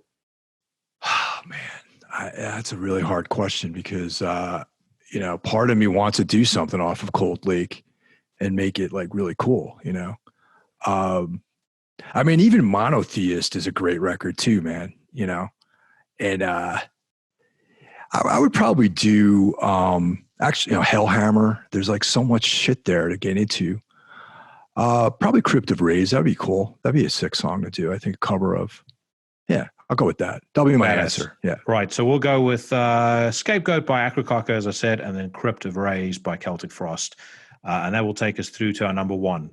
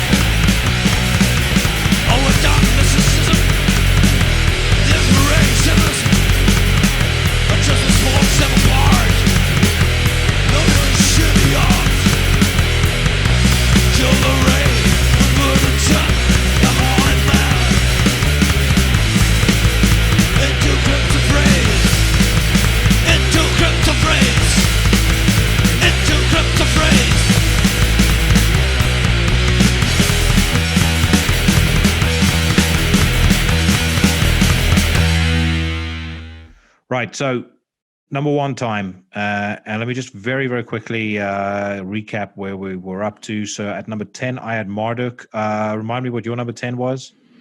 Mine was Aosoth. My number 9 was Stellar Master Elite. Your number 9?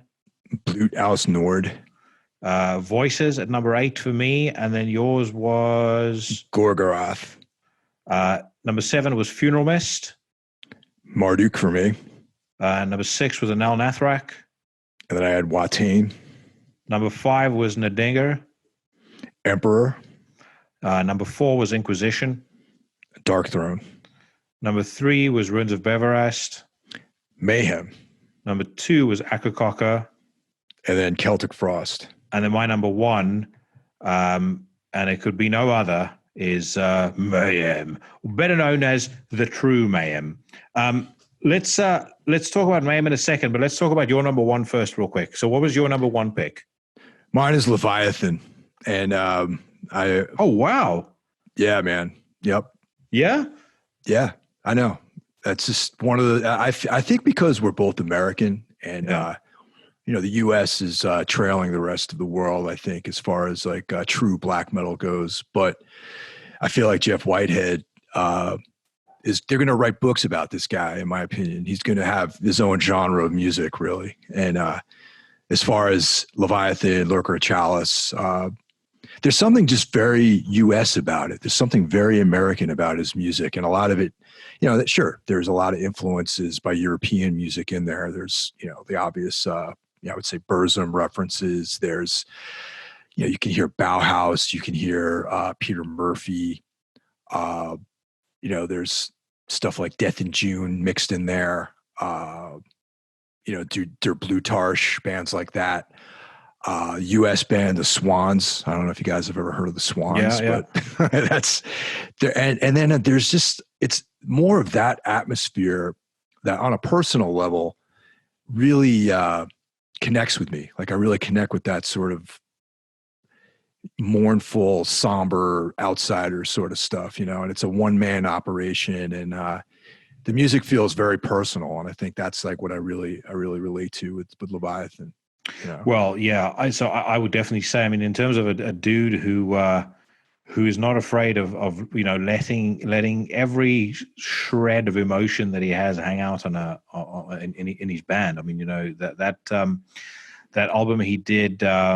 True Traitor, True Whore. I mean, that was about his ex-wife or his ex-girlfriend. Yep. So, but I do agree with you as far as them being absolutely fucking, or him being a spectacular musician. Leviathan being a superb band. My favorite release under the Leviathan banner is Scar-Sighted, without a doubt. And I think again, it's one of those albums that just it works so well when you listen to it, from start to finish. But really, I mean, there's so much in the Leviathan back catalog that is top notch. It's interesting you say that America trails behind the rest of the world. Maybe in terms of volume, but there are definitely, there's a lot of really good U.S. black metal bands. Cobalt is one.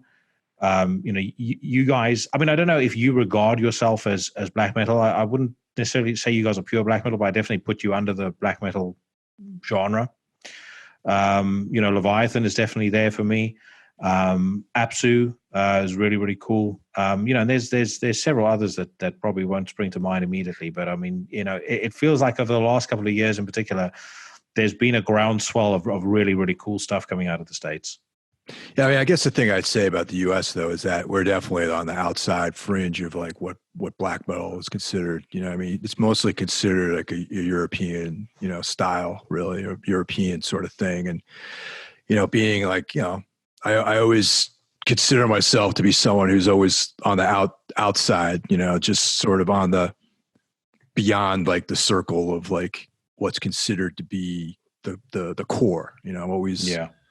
And I guess that's why, like, Leviathan always kind of like resonated, and even like, you talk about Tombs as being a black metal band. It's like as outsider as like black metal music is, I still feel like we're outside of that too, because we're not, I mean, I don't think there's definitely people out there who probably think we're posers or like, we're not like, part of like a Corpse Paint sort of trip, but I'm on a totally different vibe than any of that stuff really, Yeah.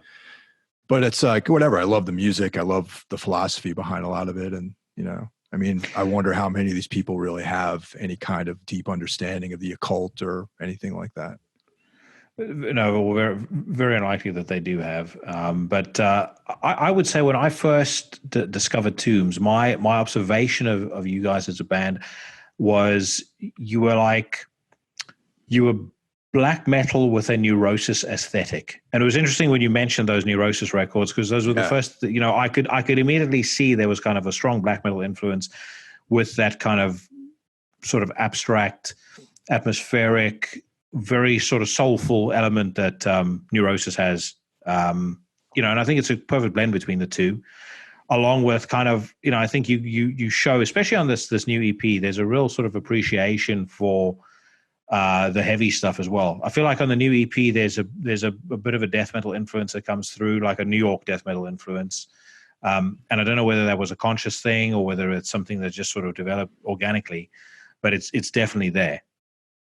No, thanks. I mean, that's definitely like an organic thing of like, just bringing in, I mean, we've been through a lot in the last couple of years, or, maybe me personally with the band. And I just think that the guys I'm playing with now are, excellent players and can actually pull this stuff off, which is like always been like a goal really, to be able to bring that element to things, Yeah. I will tell you this though, if you guys ever come to Europe and you play, and I don't hear underneath on a set list, now I'm going to yell poser and I'm going to run to the stage with my swinging my belt behind me. I know you're not as big of a fan of the Grand Annihilation, but Underneath and Shadows at the End of the World to me are just absolute fucking perfection. Absolute perfection. Yeah. Well, thank you. I appreciate that. I appreciate that. But I have cut all that material out of our set list. Really, it's just the whole environment around making that record, and the people that were involved in that record has been like a really negative thing. So we're just looking forward to the future, and the material that we do play from that's older, well, with a couple of exceptions actually, has been from like before that record. Yeah.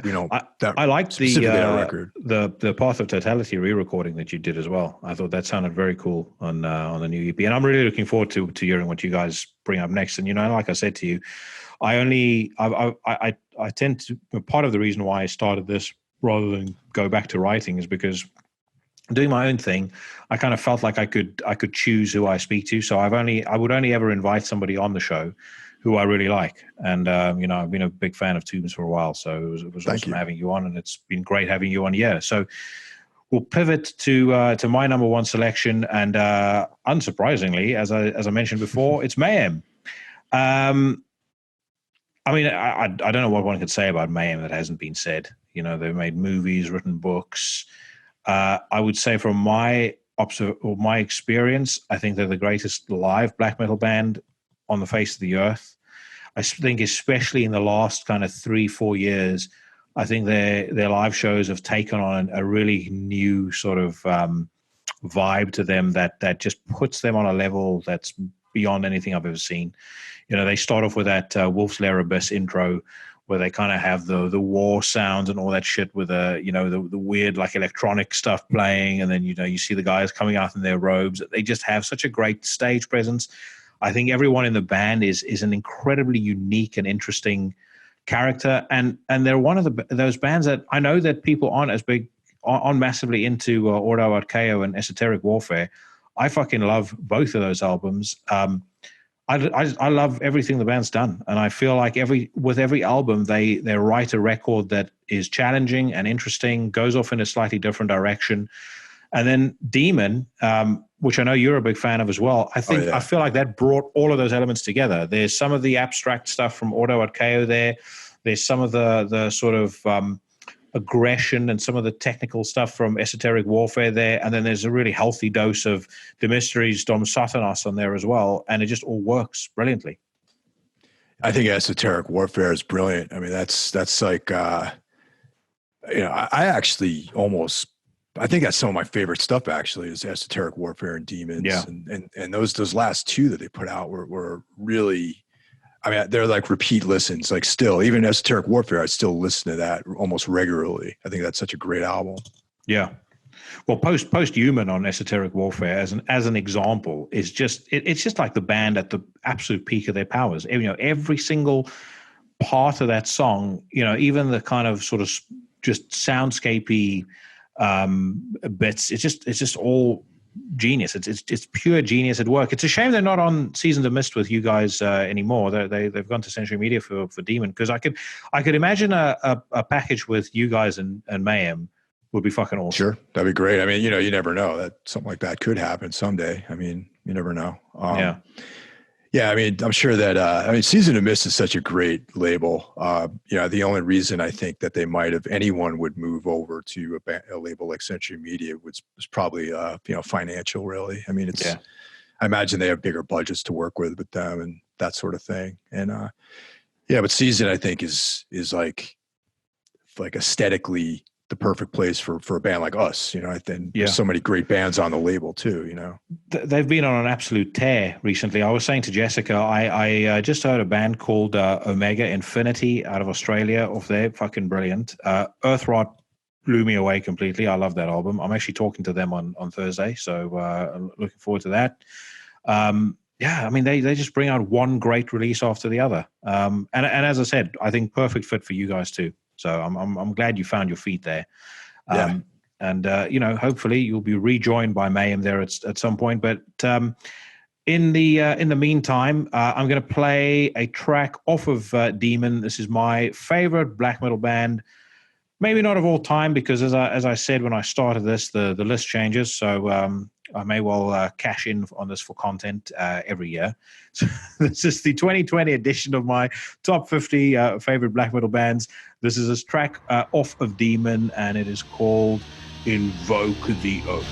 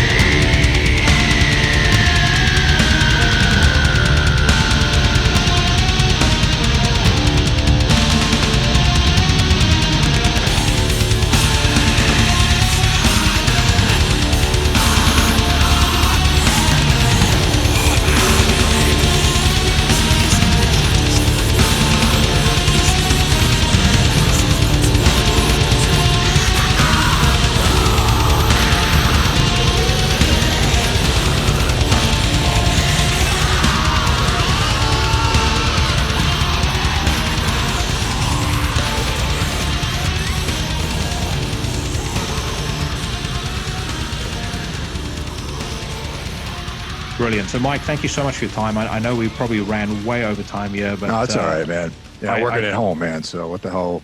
What else I got to do? Awesome. Well, dude, like I said, I really appreciate your time.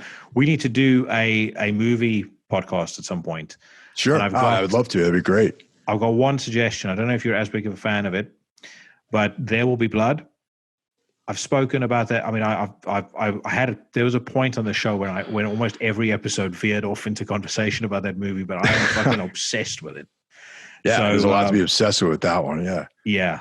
So also, I was going to ask you I'd like to have you on as a guest on Metal Matters to do a classic records episode or something. Yeah. No, I'd love to. Yeah. Anytime, man. Like I said, we could do. I was going to say I'd be happy to come on one of your shows and do There Will Be Blood, or we could do it on mine. But I'd love to come over and For anybody listening to this, I have mentioned before, but Everything Went Black and Metal Matters, both fucking absolutely superb podcasts. If you aren't subscribed to it yet, once again, you are a poser. so yeah, just let me know. I'll drop you a line and then we'll sort something out. But great talking to you as always. I hope that you keeping safe and well. We'll no doubt talk soon. You got it. Take care. All right, dude. Take care. Have a good one. Bye-bye. Thank you once again to Mike from Tombs for joining me for that very fun installment of my Black Metal Countdown series. I hope you guys have been enjoying the series. And it always feels weird that it's all ended now. You would be surprised how fucking long it took me to actually come up with the bands that I was going to put in there. And to be honest with you, even when I was going through the list with Marco and with Mike, I probably had some second thoughts on who I would and wouldn't include. I might have moved Tombs up a little bit higher. And very possibly I would have included next week's guest, Jared Bridgman and his band Earthrot. Just a reminder on that. It's a really cool episode. Jared is an awesome guy. And if you have not checked out that Earthrot record yet, make sure that you do so. It will kick your ass from here to fucking Cairo. And if you live in Cairo, you can collect your ass in Mexico after you've listened to that. Anyway, let's do some news. So let's start with Metal Storm. We got some pretty good stuff off them last time round. What do we have? Ulver revealing new single. I actually checked this out earlier today. The single is called Little Boy, which I'm not so keen on the title, but I have to say the song isn't bad whatsoever. I think we can all kind of agree Ulver is not a black metal band anymore. I haven't been for many years, but they're still pretty good. This new song sounds a little like Depeche Mode, Aha kind of stuff. It's got a really strong 80s feel, but, with a modern sheen. And you'd be surprised how many of these Norwegian lads love them some 80s music. I remember a couple of years ago, and when I say a couple of years ago, I mean probably about 13, 14 years ago, I was watching a band called Scum, which was a side project that had Zamoth from Cyclone and Emperor, and it also had Casey Chaos of Amen as the front man. And I remember standing next to a fairly fetching young lady, and we got to talking, and she probably correctly revealed fairly quickly that she was married. And I said, "Who are you married to?" And she says, she actually said, "I'm married to one of the guys in the band." I said, "Who are you married to?" And she said, "I'm married to Thomas." And she pointed to Zamoth. And she then asked me later on in the evening, do I know of any good 80s clubs? Because, when the guys are done with the show, they're going to want to dance. And at the time, I was probably too young and too naive to realize that, as much as these are metal men, they, like I said, they like themselves some fucking 80s boogie. So it doesn't surprise me that Ulver went the direction that they did. And like I said, they've done a really good job. They have commented on Little Boy is a strange song for strange times. We have no other comment at this moment. This is a time for withdrawal, a time for reading and listening to music. The song is free on Bandcamp with the option to donate a little something if you want to. Thank you and take care. It's not really kind of being mentioned at the moment, but I have to give kudos, and I think it should be said that the metal community, generally speaking, but particularly bands and stuff, are handling the whole COVID-19 lockdown and all the fucking craziness that's coming with it a lot better than a lot of their peers in mainstream popular culture.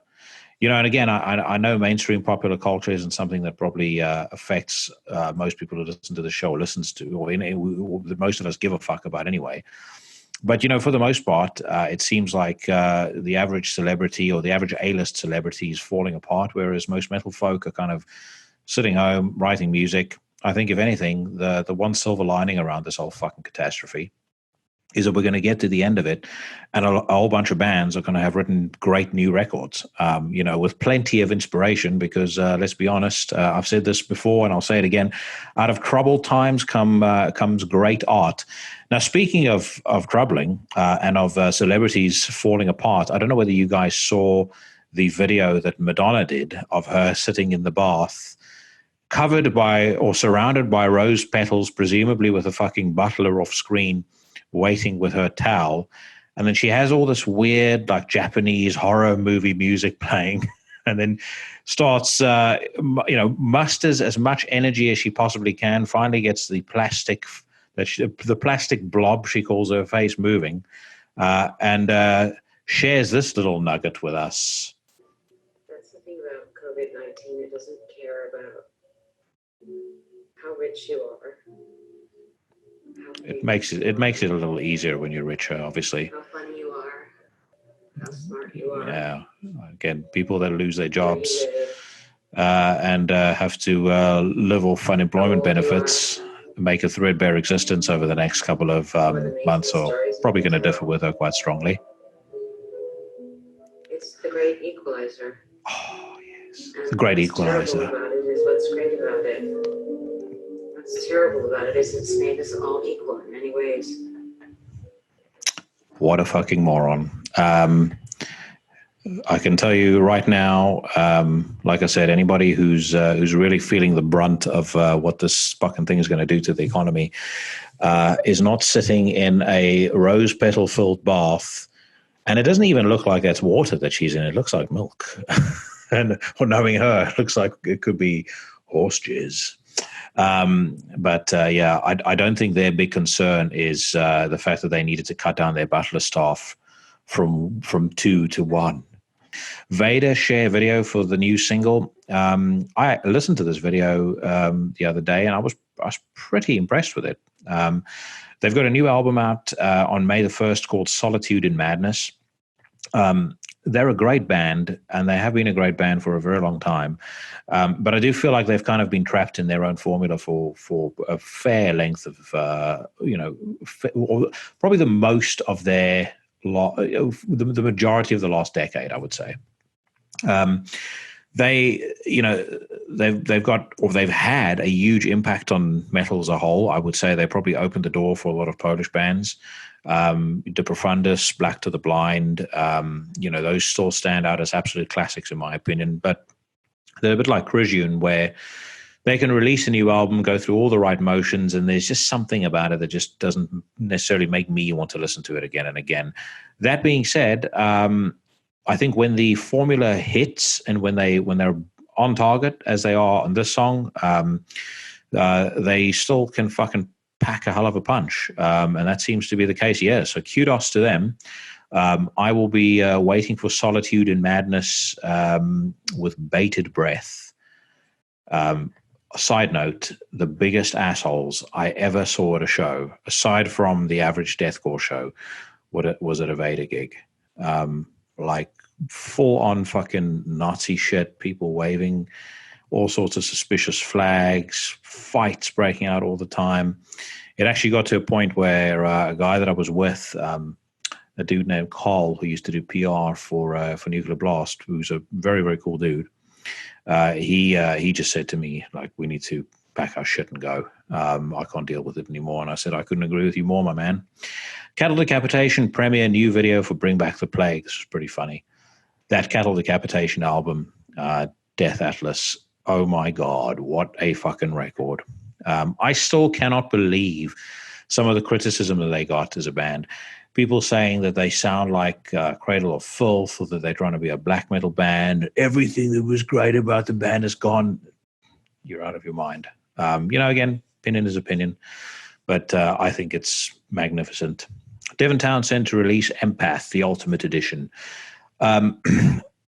if you had met me 20 years ago, you would probably have thought that I was the biggest Devin Townsend nuthugger on the face of the earth. I thought that Strapping Young Lad's City album was incredible. I loved Biomech, the Ocean Machine record. I loved Heavy as a really heavy thing. But the direction that Devin has taken, where he's tried to make uplifting and happy sounding heavy music, I must confess, doesn't really do anything for me. I personally feel that happiness has no place in metal.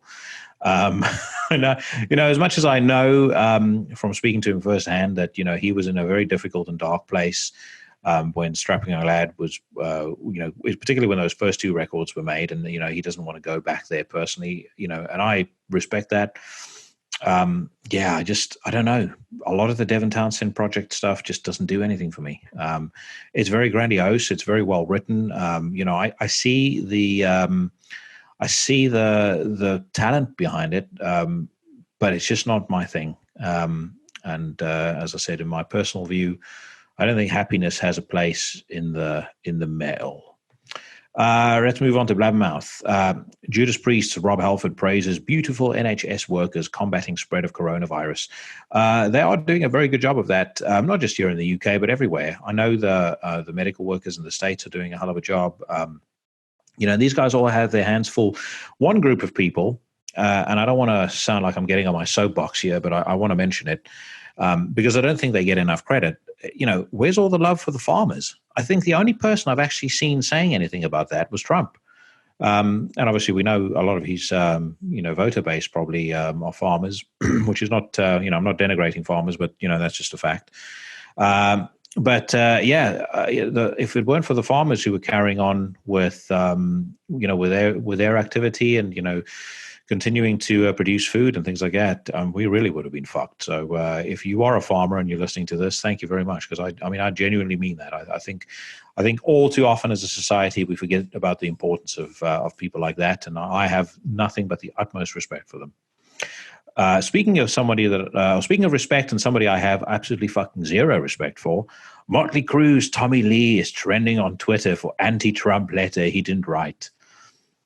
I don't know why this is an issue, because he says so much shit about Trump anyway. Yeah, I wouldn't imagine, or can't see why he should then be pissed off about a letter that he didn't write that was that was negative. But anyway, Lee posted the lengthy statement to his social media accounts on March 20th, crediting the note to Craig Allen Wilkins with many others, including a number of celebrities, sharing it and mistakenly distributing it to the 57-year-old rocker. The 57-year-old fucking douchebag. Penny Farthing has since taken to social media to clarify, yes, I'm the original author of the Dear Fucking Lunatic letter, not Tommy Lee. I simply don't measure up to Tommy Lee. Fuck me, you think very little of yourself if that's the case. And here's the book of the same name. Buy it, read it, enjoy the japery. My challenge stands. Like I said last week, if Tommy Lee would like to do 5 rounds in the cage, I'm more than happy to take him on. You know what I don't understand? This fucking piece of shit's son knocked him unconscious, apparently, which tells you everything you need to know about him, because his son has never been, as far as I know, has never been in any legal trouble, whereas this fucking dipshit has. This guy has a history of domestic abuse. You read the dirt. He's a total fucking scumbag, as are everybody in that band, with maybe the exception of Mick Mars. And then all of a sudden, he wants to start lording it over the rest of the world and fucking preaching to them about who they should and shouldn't vote for. And, I find it fucking hysterical. Monster Magnets Dave Windorf doesn't want to ask fans for money during coronavirus crisis. Well, then don't, Dave. I'm a big fan of Monster Magnet, although I thought the last 2 records, as a matter of fact, didn't really do much for me. Glenn Danzig says he sings Elvis concerts will be rescheduled for June, July. I think that's a little bit optimistic, although I would like to see that. I saw Danzig last year. I think it was last year, or the year before, as a matter of fact, playing at the Brixton Academy with Paradise Lost in support. Paradise Lost was absolutely fucking superb. And then Glenn came on. And good God, I mean, I would have wanted a slightly different set list. But fucking hell, this guy absolutely smashed it. You can't believe for a dude that old. I mean, and then people can say what they want about Glenn, but I mean, this guy is and he's early to mid 60s now. I mean, the way that he can still move, his performance on stage is just fucking top notch.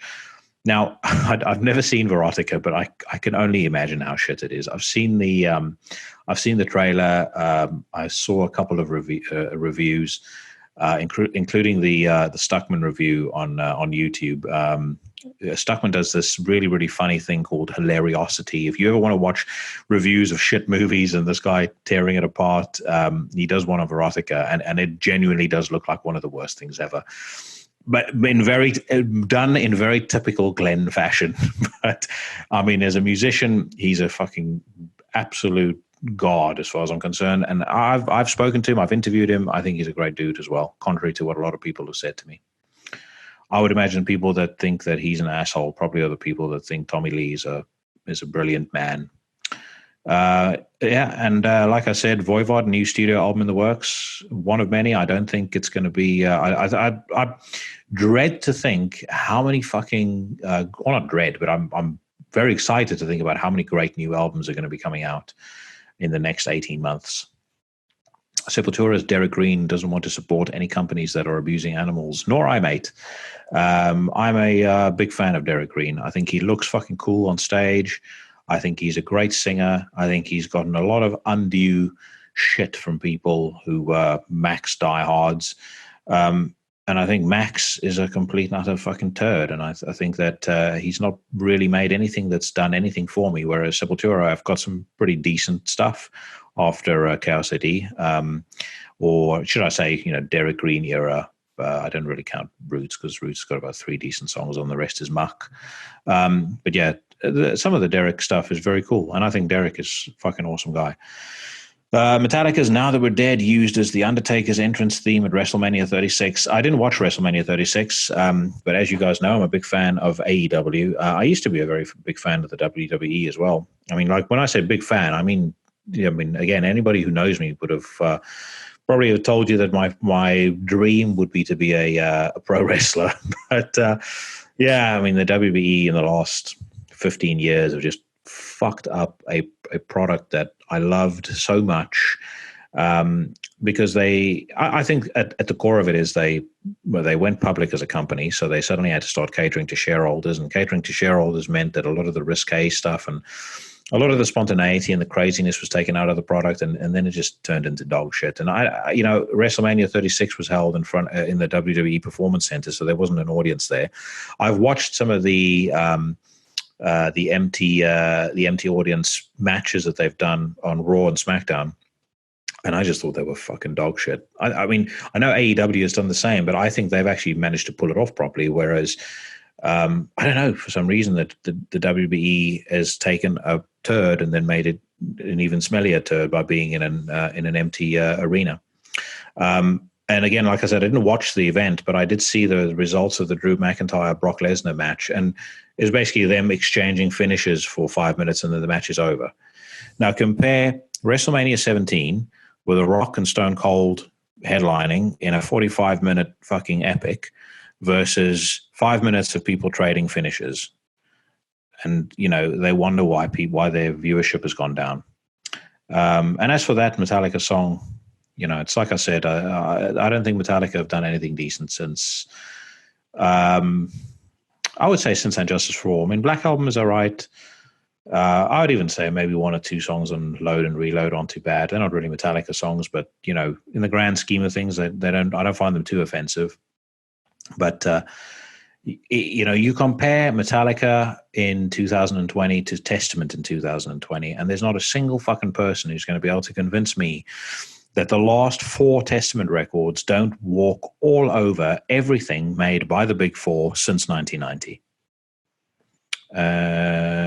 What else is there? Full demo on Quitting Machine Head. There was never a doubt that I made the right choice.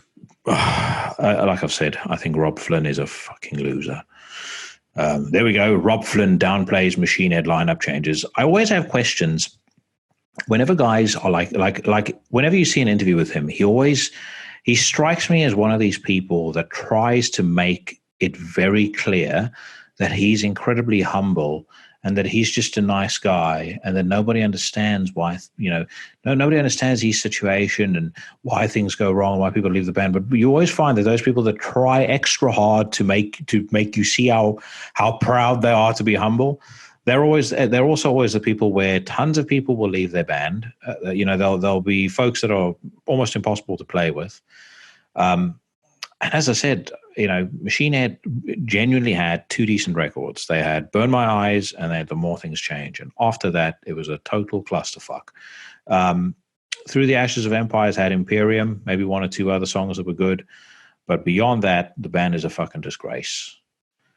Anthrax's Charlie Benante reacts to Donald Trump's models joke at coronavirus briefing. Ugh, fucking boring. I think that may be it for this week. Pantera releases limited edition social distancing T-shirt. If you go and see this, or you're listening to this on iTunes, it's basically the cover of Vulgar Display of Power, with a line off of I think it's A New Level. Be yourself, by yourself, stay away from me. Oh no, fuck! It's Walk. What's wrong with me? So they even say it on the article. Man, what a record that was! I remember someone had given me a taped copy of it when I was 14 years old, 14 or 15. And I remember only ever listening to one side. And the one side was all the way up to This Love. And then on side 2 was Rise. And because side 2 had Rise, Regular People, songs that were probably a little bit heavier and in the grand scheme of things are kind of more deep cuts as far as Pantera is concerned, I never listened to it until one Sunday afternoon I was bored, and I think the tape just turned around by itself. I had one of those tape recorders that like automatically switch around the tape. Listening. I was listening to that side of the record, and I would say that is the moment that I completely and utterly fell in love with Pantera's music.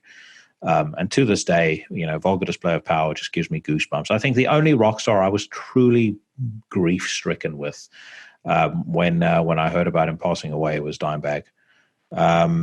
He was just such a great guitarist and a guy with so much talent. And like I said last week when I was talking about High on Fire, he's one of those rare people where there's a lot of guitarists that are technically absolutely extraordinary, and then I think there's this elite level above that where it literally just sounds like the dude just picked up the guitar and the music is just flown from him.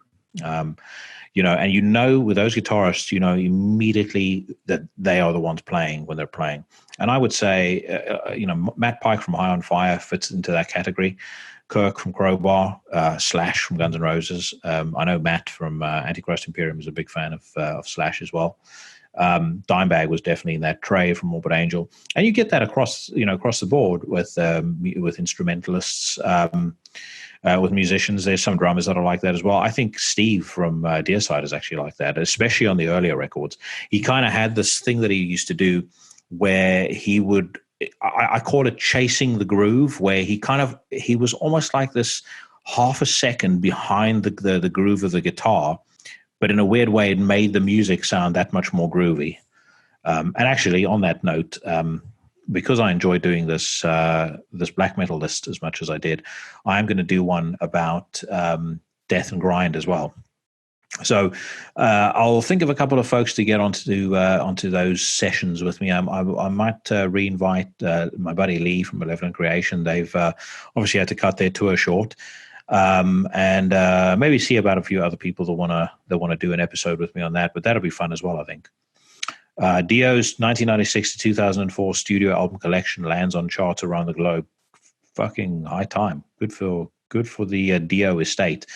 I was talking to my friend Lawrence about this morning, and I know this is an unpopular opinion that not a lot of people are going to share, but I personally think that Dio era Sabbath is way better than Ozzy. And I know Ozzy was the more influential. I know, Black Sabbath, Paranoid, Master of Reality, and all those records will be the ones that probably will be remembered more than Heaven and Hell or Dehumanizer. But if, in my opinion, if they were to release those albums right now side by side, Dehumanizer and Heaven and Hell would be the ones I'd pick any day of the week, twice on Sunday.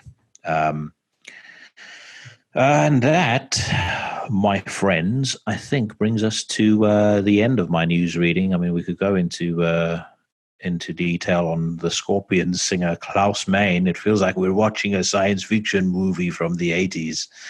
That was my best attempt at a German accent, and please don't hate me. Marco was still a Master Elite, although he did make jokes about the South African accent, so I can fucking say what I want.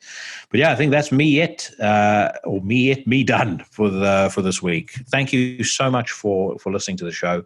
I hope that wherever you are listening to this, you are healthy and well. I have such a great time doing the show, and I have a great time doing the show. I have a great time talking to people that listen to the show. It's always cool coming across folks that I had a guy the other day that dropped me a line on LinkedIn for some reason. It's like, asked me a question: do you do a metal podcast? And I was like, yes, I do.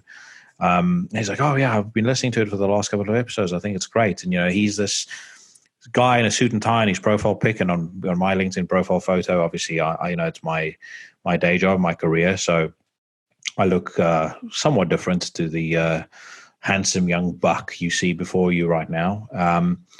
But yeah, it's so cool hearing people coming across people like that from all walks of life. I've had a great time meeting so many people in bands that I enjoy, and people I've kind of befriended since. So long may it continue. And whether the audience is 100 or whether the audience is 100,000, I'll keep doing it because I like doing it. I'm not going to have a Patreon. I'm not going to ask you guys for money. I'm not going to interrupt it with all sorts of fucking stupid sponsorship requests because I have a job that I make money off of. I don't need to make money out of this. I just do this because I love metal, and I love talking to interesting people. So speaking of interesting people, I'll be back next week. Jared Bridgman from Earthrot will be with me. Until then, from the mean streets of London, or from the mean streets of Surbiton on the outskirts of London, have yourselves a fucking kick-ass week. I'll bid you a fond farewell.